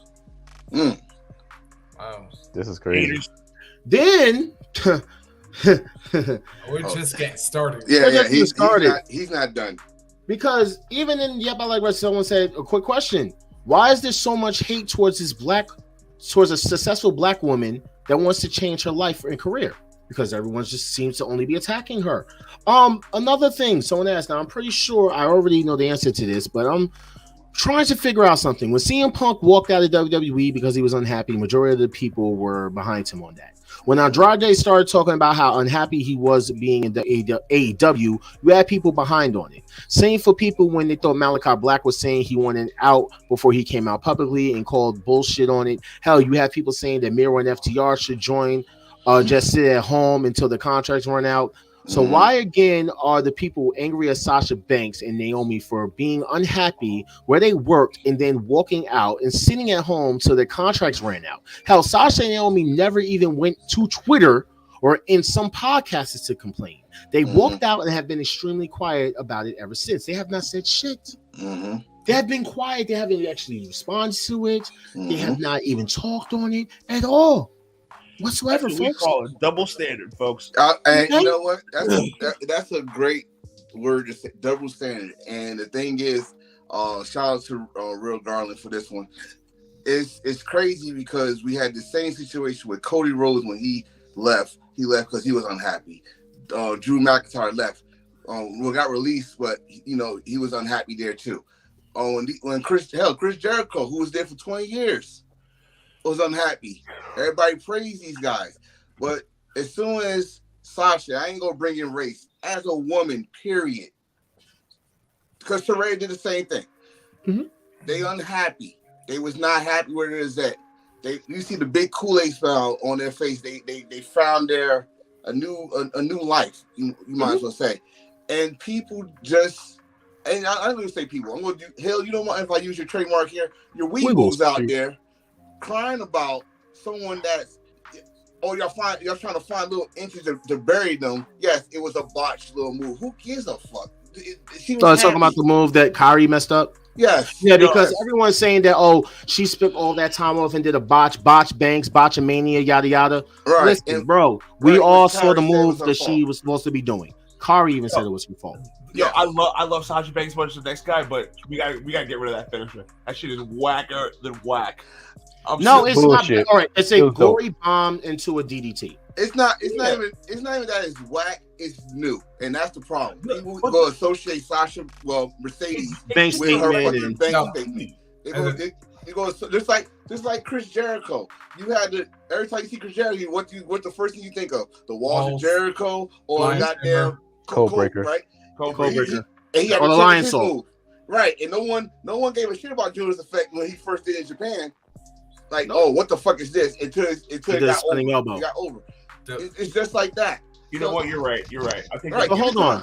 You have people that like see stuff like this. You know, she was thanking Sasha and thinking it was like, well, as of 8 p.m., she's still listed on WWE's active roster. Guess what? She got moved over to the alumni section now. Naomi's still there. You have people that send tweets to her like this when she's like, "My heart is so full with happiness. Happy New Year. I was happy until you left WWE. You betrayed me." Wow. It was one that someone said that they was going to actually burn her merchandise. All right, one better. Let's look at some of these comments. That's why talk about the crowd goes milder. Way to stink out the place. That's not only overly fond of women wrestling in the first place. You certain can tell the ex-WWE talent that need them promo writers people complain so much. She knows that women's wrestling is nowhere near as prominent in Japan as in the US. Don't expect the same booking treatment. Look like Sasha, but this kind of wasn't it. That's the problem. Because it looks like she botched that move. Maybe nerves. We'll keep going. I don't care really. NXT has astonishing women wrestlers that can be the next Sasha Banks. That's some bullshit. People said that she is staying with WWE. She's still on the roster. And someone says, nicely, goodbye, Sasha Banks. Thanks for making me care about the women's wrestling. People laugh at that. Things like she thinks that spending some time in New Japan is going to end up getting her the money from WWE that they didn't want to give her earlier in this year. Meanwhile, they can create several more Sasha Banks while she's over there. Do they know that she makes more money? I got this fucking dumbass guy. All right. Now, I'm glad that he's not in WCC, but this jackass here is in Jobber Series. He's in fucking Yep, I Like Wrestling. He's in he looks familiar. AEW. Yeah, Bruce Sharp. Pretty sure you see his little cornball ass a lot. He says, so this time tomorrow, we may see a Sasha sighting, because he still didn't believe that apparently she was gonna show up in New Japan. He said, I just want her to pop up wherever so she can be the hot topic for a few weeks, then back to normal. I was never a fan, but I can sue his talent. I don't know. I'm sure it's talent, whatever. Her walking out was wrong. Unless we get confirmed reason like her safety or they wanted to do something really raunchy. Based on info, now she didn't get what she wanted and walked out. In case I'm taking the company side, I get people in here are so anti-WWE that they try to twist things to make it look like it's solely their fault. My thought is go to AEW, be their headache. If she is willing to do that in WWE, she's willing to do it anywhere. I'm sure she will pop up in WWE and the dirt sheets will say it was last second deal. You know what's crazy? I'm about to bring something up. Remember when Stone Cold Steve Austin, the biggest star that saved the WWE's ass in the 90s, in the Attitude Era? Remember when he walked out?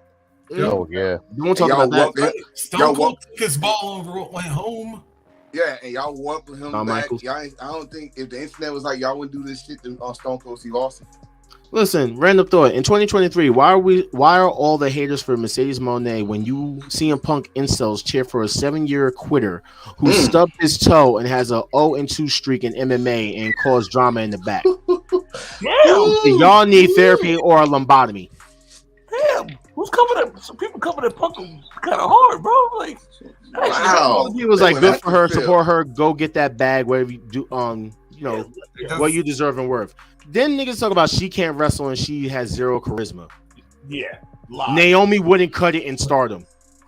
It would suit me if Japan kept her and Bayley both. You have weird people saying that excited to see where she goes from here. OnlyFans, that will be great.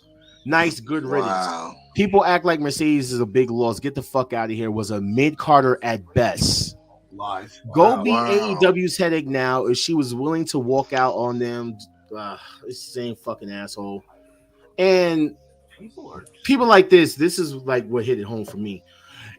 It's weird you have WWE fans acting like William Regal not being able to appear on TV for a year is this horrible screw job by Tony Khan and AEW, and I'm all, at least they give him his release when he asked. You had Brody Lee and FTR who asked for their releases, got denied their releases, and were forced to work for the rest of their contract and had time added to it, so they couldn't even leave when they asked. You also have Mustafa Ali, who publicly and repeatedly asked for his release and was denied, and even under Triple H, still isn't doing anything. You have Roderick Strong, who asked for his release and also has been doing nothing.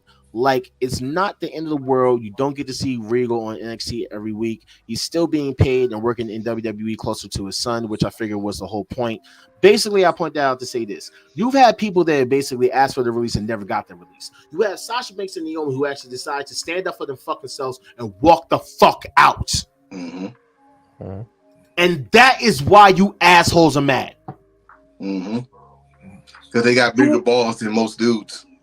She has bigger balls than half you motherfuckers that sit there, and I know a lot of y'all listen to this. Half you motherfuckers that sit there and complain about your goddamn job, but won't do anything about it. You will sit there and hate where you work, hate the people around you, hate your boss, get treated like shit, and only make possibly maybe $10 an hour.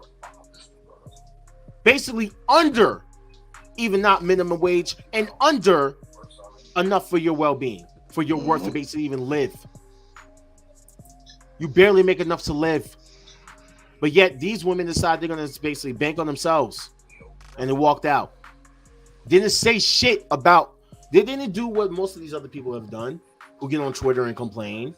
Go to podcasts and complain. They've been quiet. Enjoying they life. Said shit. But y'all been calling them everything in the world. Y'all literally talk about how glad you guys are that she's leaving.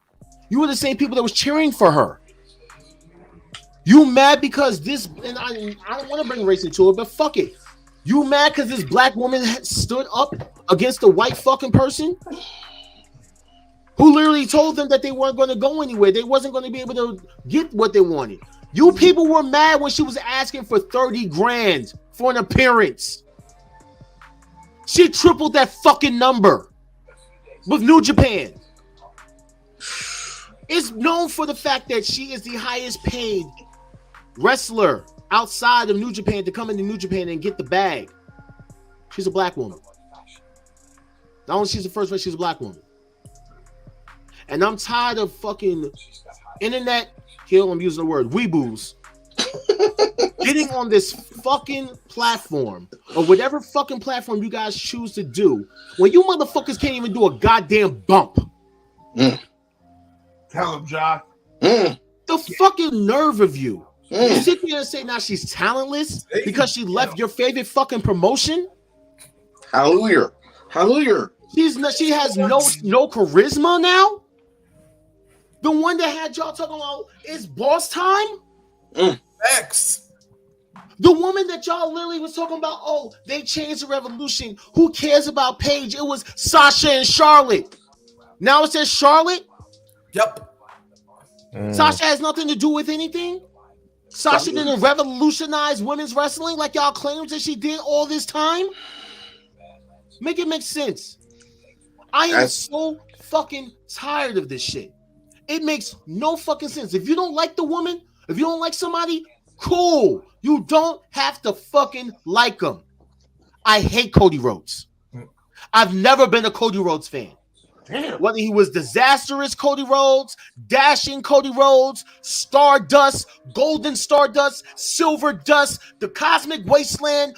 Phantom of the Opera Cody Rhodes was fucking awesome. Phantom of the Opera. I don't give a fuck which one it was. I don't care if it was fucking Legacy Cody Rhodes. I don't care if it was the Cody Rhodes that broke character when we found out that Kofi Kingston was a Jamaican. I don't care which Cody Rhodes it was. I was not a fan. And I'm not going to pretend that I was a fan when he made AEW. I'm not going to pretend that I'm a fan because he went back to WWE. I stand on my grounds. You people don't know how to do that in wrestling. You do it because of fucking promotions. You don't do it for the fact of liking or disliking the wrestler. You do it for fandoms. Enough. Give the woman her fucking props, whether you like her or not, and keep it going. The down credit and basically play this woman like she ain't shit. How fucking dare you, motherfuckers? How dare you? You neck beard having ass bastards. How dare you? You're still pissing on your balls. How dare you? Still asking mommy for allowance. How dare you? You barely even have a fucking job. How dare you? I came in on the right time. Yes, sir. Who the fuck do these people think they fucking this? I don't get it right now, bro. Because it's not right. I literally have watched y'all for a year talk shit about these women. Her fucking employers publicly fucking respected these black women. They were unprofessional. They let the fucking WWE universe down. Oh, how bad. Oh, how dare they. Really? Really? How many people have we named in the last 10, 20 minutes that had walked out and did not receive the same fucking treatment? Stone Cold, Shawn Michaels. Not even close. Not even close to this treatment. Let me see. Macho Man, Ric Flair, Hulk Hogan, Lex Luger, Bret Hart. The list goes on. These are legends. Legends. Yeah, that y'all would today call quitters. We didn't get to the modern day. We get the Hall of Fame guys, the guys that we grew up with, that we actually had to learn later on in life how much of dicks they are and all that stuff. We didn't get to today in the age of social media yet. You know, exactly. the guys that we actually could see and read what they were actually feeling right now. Because we named them too. We named the Aleister Black or Malachi Black.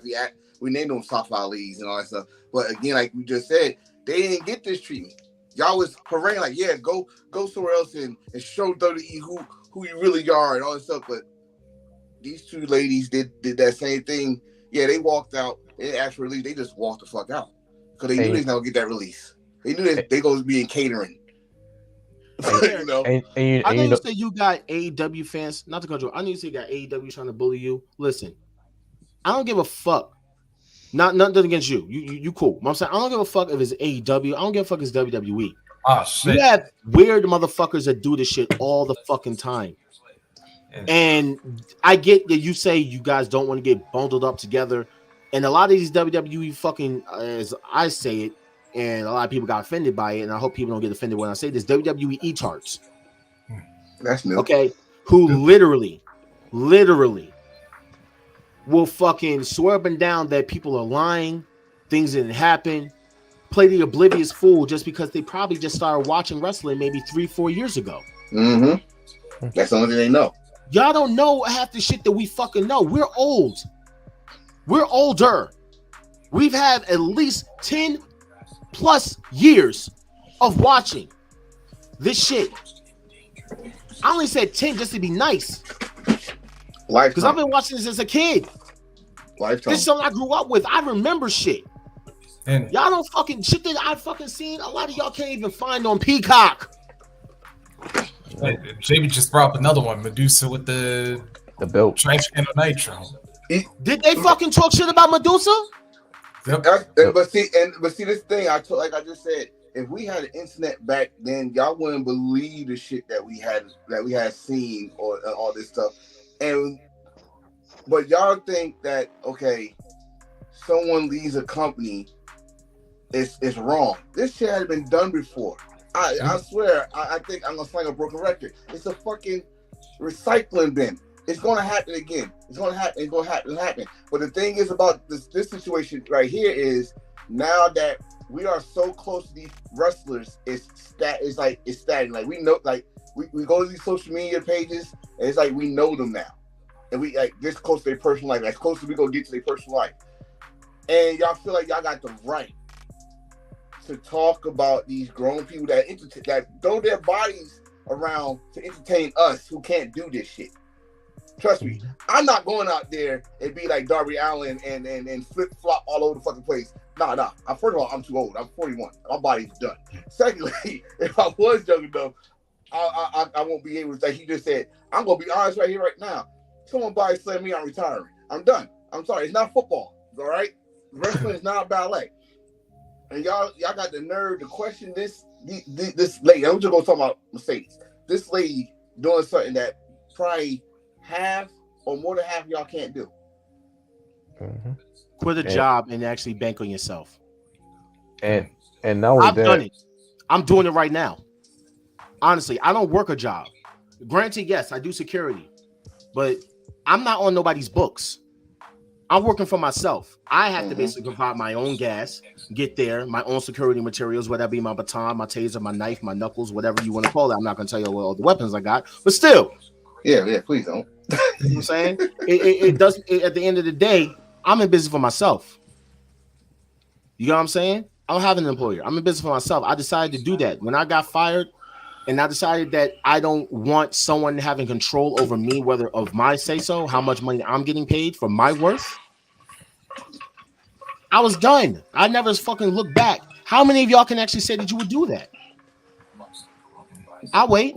I'm not talking about my co-hosts over here either, because they have their jobs and they do what they got to do. They still handle what they got to handle. Because they're fucking adults. They're not crybabies like the rest of you motherfuckers, or pocket watching like the rest of you motherfuckers do in this, not my comment session, of course, but in these other comment sessions. Constantly talking shit about this woman. And this whole situation, and I think about race, everything else. And let's talk about SmackDown. When Charlotte came back, distraction, and win the women's title, I thought to myself, this is a shot towards Mercedes. Yep. And not only that, if Mercedes will come back, will she win the women's title as well? Or she's coming in for a wrestling match? But wait, we had people sitting up there like all happy because Ronda lost. Ronda lost the championship. Yay, hooray. Yay, yay, Charlotte, yay. Oh, Charlotte's a babyface. Yay. Right? Yeah, and that's what wait. Why Sasha gets to come in and get an automatic title shot? You know what? And that's the thing. That's another thing I want to bring up. Think about the scenario, how we got to this scenario. How many times did WWE promise? I'm gonna go back to Sasha. How many times they promised Sasha Banks to get that slot in WrestleMania, and she had supposed to face on Ronda Rousey for the title and all this stuff. Yeah, we got the historic main event with her and Bianca, but outside that one time, naming all the other times y'all gave her the opportunity, y'all told her she was going. Think about this year alone. She was supposed to have that WrestleMania spot. Y'all had to put her and Naomi as a tag team because y'all promised both of them the same slot. Yep. And then you fucked up. But then when they were tag team, y'all try to split them. The reason why they walked out, so they could pretty much get squashed. But let's because I'm running out a little bit of time here. All right. But all in all, bro, there was rumors that she was signing with AEW, that she already officially signed, but like I said, Mercedes Moné probably not signing with AEW right now. Apparently, she wants to stay a free agent with Stardom and New Japan, yada yada, and that's why AEW on Dynamite announced Toni Storm as Paige's partner. But then there's speculation that apparently Hikaru Shida, who looks pissed, is supposed to be attacking Toni Storm backstage, which will set up Mercedes Moné possibly showing up in AEW. Who knows? We'll see how that goes. Real quick, let's go through Raw. Your tribal chief, he head up the stable. Really? With them coming down and just fucking everybody up, and can we talk about your boy getting a receipt? Oh man! Oh man! That's a real KO. Oh yes, I saw that. I was like, was that from? Yeah, Payback's a bitch. Yep. Oh, the slap to the ear Survivor Series. Yeah. Mm-hmm. Yeah, you don't touch the tribal chief, goddamn. And then what the fuck was this? So Bianca and Alexa decided to blatantly copy Scary Movie 2 or 3. I forgot which one it was. 3. It was 3. Scary Movie 3. It was hilarious. It was hilarious. Come on. It was a good tribute. It was a good fun. Listen, we got all these people that do tributes of classic wrestling matches. Let's have this is the thing about WWE. Sometimes they go way over my head sometimes with the entertainment, but that was funny as shit. I actually spit some soda out. I was like, did they just spoof? Right? Like, did they Why just does do this the look whole fucking thing? familiar? Right. It took somebody else to show. I was like, I had to look at it like, did they just copy? And when they did it, I was like, yeah, they did. I mean, that was funny as shit. But I digress. Oh God. I'm trying to think. Yeah, so after the fact that she just like completely like blacked out and turned into that little demon Alexa, she fucked up Bianca, and then yeah. She like my little cousin that she took the last cookie. Right. And this is her on Twitter. Oh, she really. Oh, that Jay Leno chin. Oh, that she really did that. Damn, she got the Jay Leno. I think it was when I watched it, it looked like a botch. That's when she first put her head down, like because But they redid it. But I'm still not like I'm trying to get. Is this a? Would you say this a good character, the right way to do the character development now? Because remember the last time they tried this, there was nobody there. Yep. They still don't got nobody there. Who's she gonna do? Go against squash Emma? No. I'm talking about as the crowd. The crowd. Oh. Like, you know, the crowd was mild. Didn't even give a fuck. Yep. I think this crowd was not really watching WWE during the pandemic, so they don't even know what the fuck going on. But the only other thing that I can think of that was good that happened on Monday was Seth and Austin Theory. Bang. Yes. Banger. Yes. Banger. It's not, Will Ospreay and Kenny Omega, but it was a banger. We will not do that. But that's a I'm talking shit early, motherfucker. listen, goddamn. That's like saying potatoes to apple. No, we're not doing that. We're not doing that. But what we are gonna give, I'm gonna give them credit, but the aftermath is questioned. The aftermath is because he put on Twitter the same shit he put on years ago. And technically he's injured. It said he was injured, but then it's saying he's not injured. Right. So wait and see. Gotta wait and see. If he came out with a taped up knee, then it's a case. Same leg too. So then for us night owls who had to go through the most excruciating pain. I woke up early. I'm good. Hey, how dare you? I text y'all. I literally wrote y'all. I was like, I literally woke up too early, bro. Like, I took a nap and I ended up waking up at like 11. Help me. Like, I'm trying to find everything. I'm like playing Call of Duty and shit. I'm like, let me try to stay up. Man, I woke up at 1:20 and this man Reese hit me up, said showtime. I was like, all right, I'm up. I woke up at 3. I totally forgot the early matches was coming on at 1:20. Mm-hmm. Yeah. So, now I'm not going down this whole card. I'm sorry. Yeah. Way too fucking much for a 7-hour fucking pay-per-view. All right, I'm not doing it. Sorry. But the matches was going fast. The matches was going fast, bro.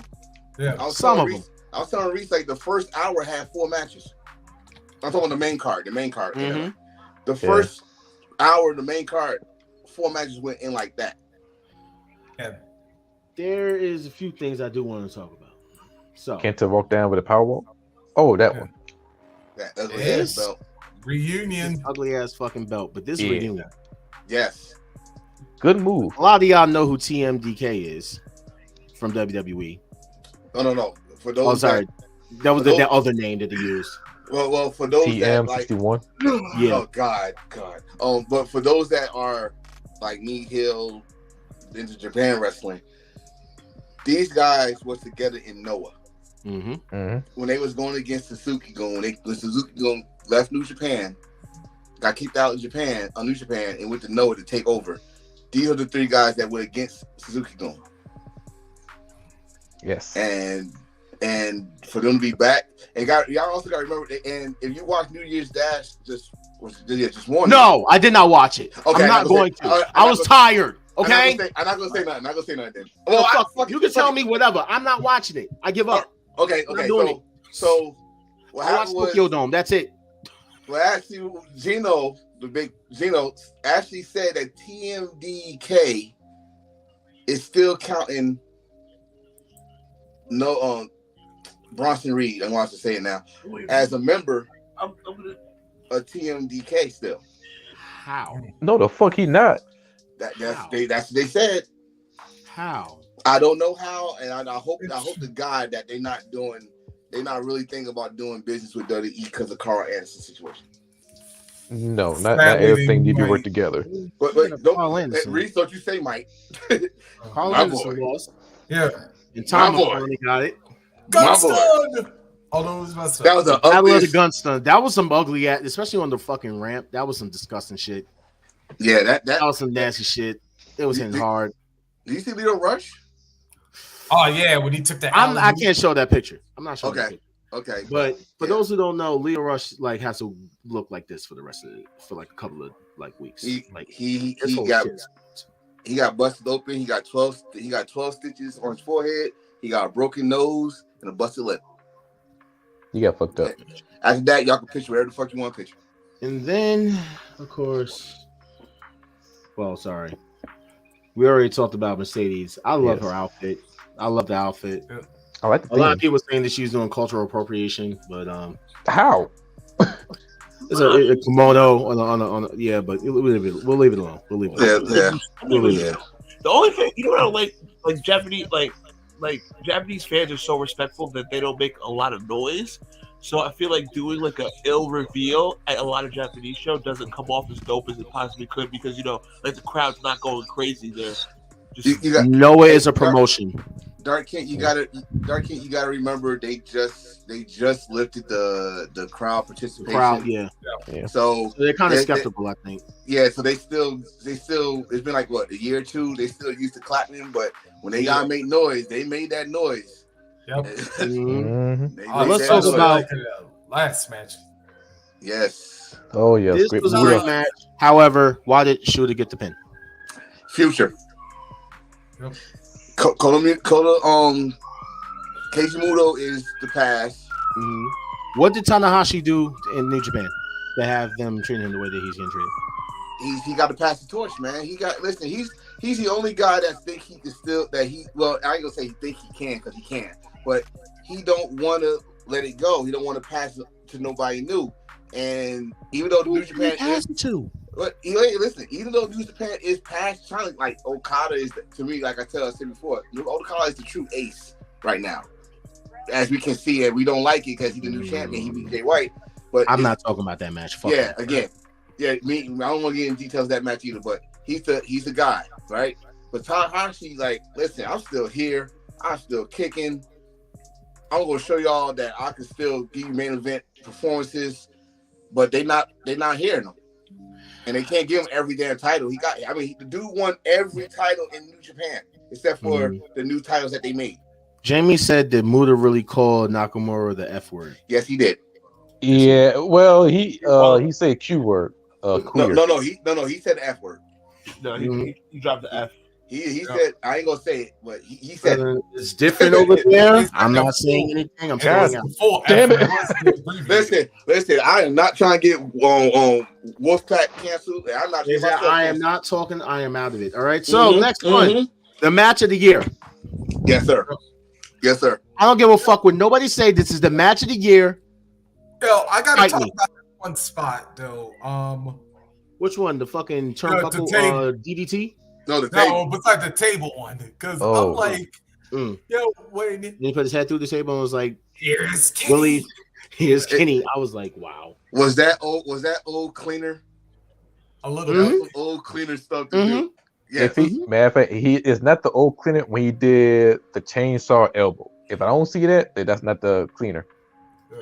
Well, yeah. But this match right here, as you can see, Will's face, bro.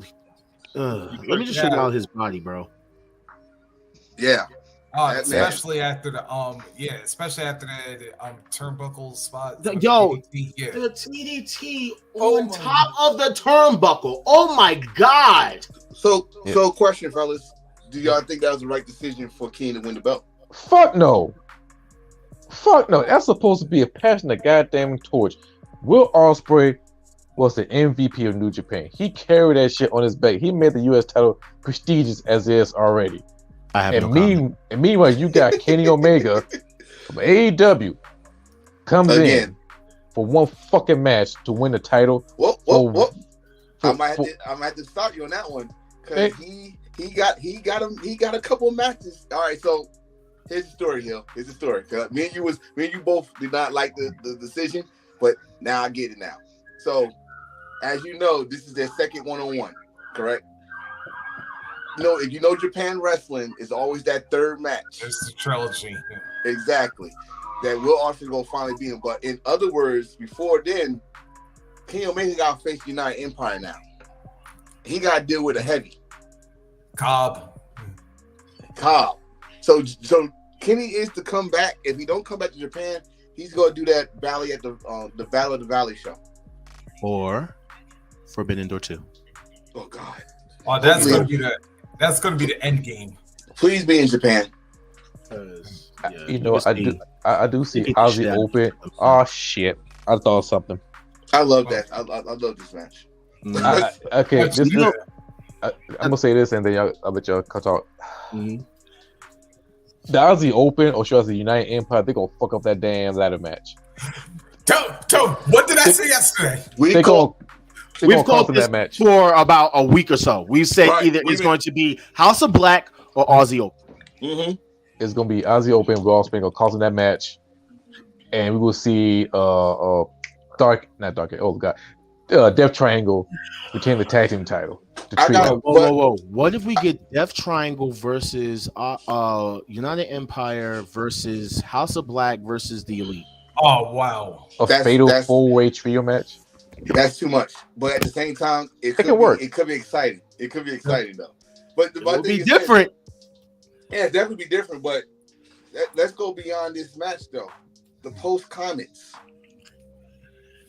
Will it's him and Jay White I'm gonna talk about, but Will said that if he don't change New Japan in a year, he's gone.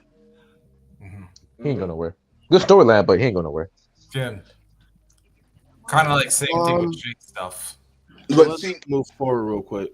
Yeah, because I have to go soon. I gotta wrap up too. New AEW stage. WWE 2K23. Give him that damn money. Looks like WWE. I'm gonna tell you right now, I don't care. WWE was not the first people to do LED boards. No. And not to mention, I will say this: that stage is fucking fire. Especially when Jericho came out for his entrance, and so did Ricky Stark. It is clean. That shit was fucking clean. And we're not gonna shit on it, but you know what it looked like? That's straight up 4K shit. That shit was sharp. That shit was sharp as hell. I'm gonna give him that. I don't remember the list of how things happened. I know it was Ricky Stark and Jericho, I think, first. Yeah. Mm-hmm. Great match. Acclaimed and Jeff Jarrett and Jay Lethal, like we said, we went over the rap battle. I was kind of like, my head got fucked up when they won. Because I was like, wait. Did Jeff Jarrett and Jay Lethal really just went? And then, like, luckily Aubrey came out and reversed it. Gave me a fucking heart attack almost. Like I gotta relax. Like, yo, like, chill. Aubrey got teabagged. Yeah, I was about to say Seattle was about to be going worse than they did when Elias did that whole line about the Sonics. I'm still pissed off about that. Yeah, well, we had Adam Page and Moxley basically coming out and giving like some good promo, and I was just trying to hear it. Why the fact that this guy Hangman had. Yeah, Hangman literally said, "You try me, I'm gonna knock your dick in the dirt," and I was like, "What man will say that dumb shit like that?" Why? Remember I told you I had to find out what the hell that meant. What the fuck is dick in the dirt? Bury you face. Bury you face down. It's like a figure of speech that old people use. Oh, yeah, okay, that's as far as we gonna go. Yeah. Okay, dick in the dirt, whatever. Swerve and AR Fox. Lucha Underground replay. Classic. Give AR Fox is officially signed to All Elite. Yes. Yep. Yes. Good. Keep him. Yes. Bryan Danielson and Tony Nese, which led to Bryan Danielson and MJF promo. Yep. I actually enjoyed Bryan Danielson promo. Yeah. I actually laughed. Well, and just for the record, like I said, the only thing that would have made that promo funnier would have been if Danielson would have said, "You know what? Hell, Max, I could have been one of those suitors. Yeah, I could be that was your the funny daddy. shit. Yeah. Oh, And then we're gonna have a "Who's Your Daddy" chant in fucking AEW. Jay Cargill, Red Velvet, Kiera Hogan, and Sky Blue. Yep. Storytelling. A circle finally completed. Yep. Okay. And last but not least, Darby and Joe too. Yep. My guy. But great, I'm still. The ending was great. Good for. But you know what? He still scares me sometimes, man. Like I'm a Darby Allin guy, but he did that same shit again. He did the pirouette off the damn fucking pole, and I'm like, yo, man, what the fuck? I'm still trying to figure out how the hell he didn't break his damn leg after that damn ladder spot. Darby Allin's an Iron Man. You can't fuck with him, man. I'm glad he won the TNT title. Iron Man. We're gonna have Bryan Danielson and MJF in the Iron Man match at Revolution. Yeah. I wonder how that's gonna be. I wonder how that's gonna be. Either got two things gonna happen. Either you gonna have Bryan Danielson make this man look good, or that match is gonna really, like he just said, he's gonna expose MJF. He's gonna treat MJF like William Regal treated Goldberg. Oh God. Oh Lord. Yeah, all right, guys. So we'll have to do some quick final thoughts because I'm already late for work. Yeah. Oh man. I'm supposed to be there at 10. And it's 10. I'll go first real quick. Yeah. 2023, hell of a start. Man, I can't wait to see what the rest of just this month brings because we got a lot, including Hard to Kill next week, and of course the second Wrestle Kingdom, Royal Rumble. Yeah, that's just January. So Cage Mooner's last match. Oh yes, Cage Mooner's last match. Yes, Dark King, you got it? Real quick, man. Thanks everybody for tuning in. Like, I'm just gonna sponge on that a little bit. January was crazy, and we just started. This is the first episode of the year. This is gonna be a crazy year. Just keep tuning in. We gonna keep bringing that heat. Jog, get your ass to work. Okay, I thought you were gonna say that 6-letter word. You know, no. We already know what time it is. Shout out to my man from Chicago with the tattoos. And Cody Rhodes. Let's go. Let's get it, heel. Heard you. Heel saving you. Until next week, everybody. Peace. What's good, heel? Yeah. Crazy year. I enjoyed Noah. I enjoyed DDT. I enjoyed New Japan. The hell with Kenny Omega. I can't wait to see what's going on. Can't wait to see more DDT Pro Wrestling. God damn it. Also, Mercedes Monette. She go kick some ass. Fuck everybody. Eat my ass. What else? Jesus. Think of me new T-shirt. There's Jack. Eat my ass. But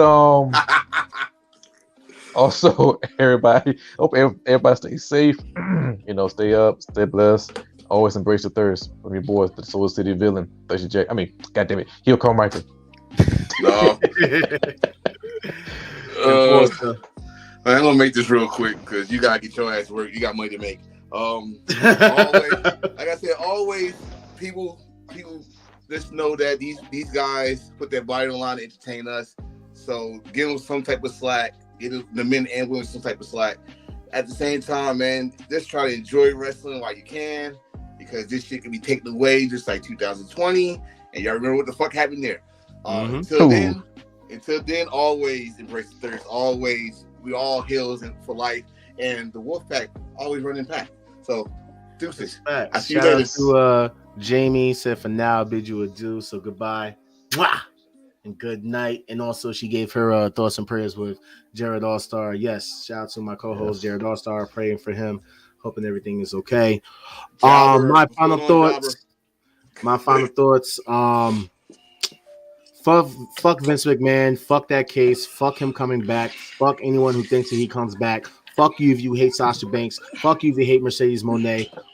Fuck Danielle Moné because you try to copy the fucking Sasha's fucking name. So fuck Summer Rae because it rhymes with Monet. And that's all I got to say. So Boom, I rhymes because that's my time, and my birthday is at the end of the fucking month. So we're gonna definitely try to celebrate and do a whole Humpty Hump.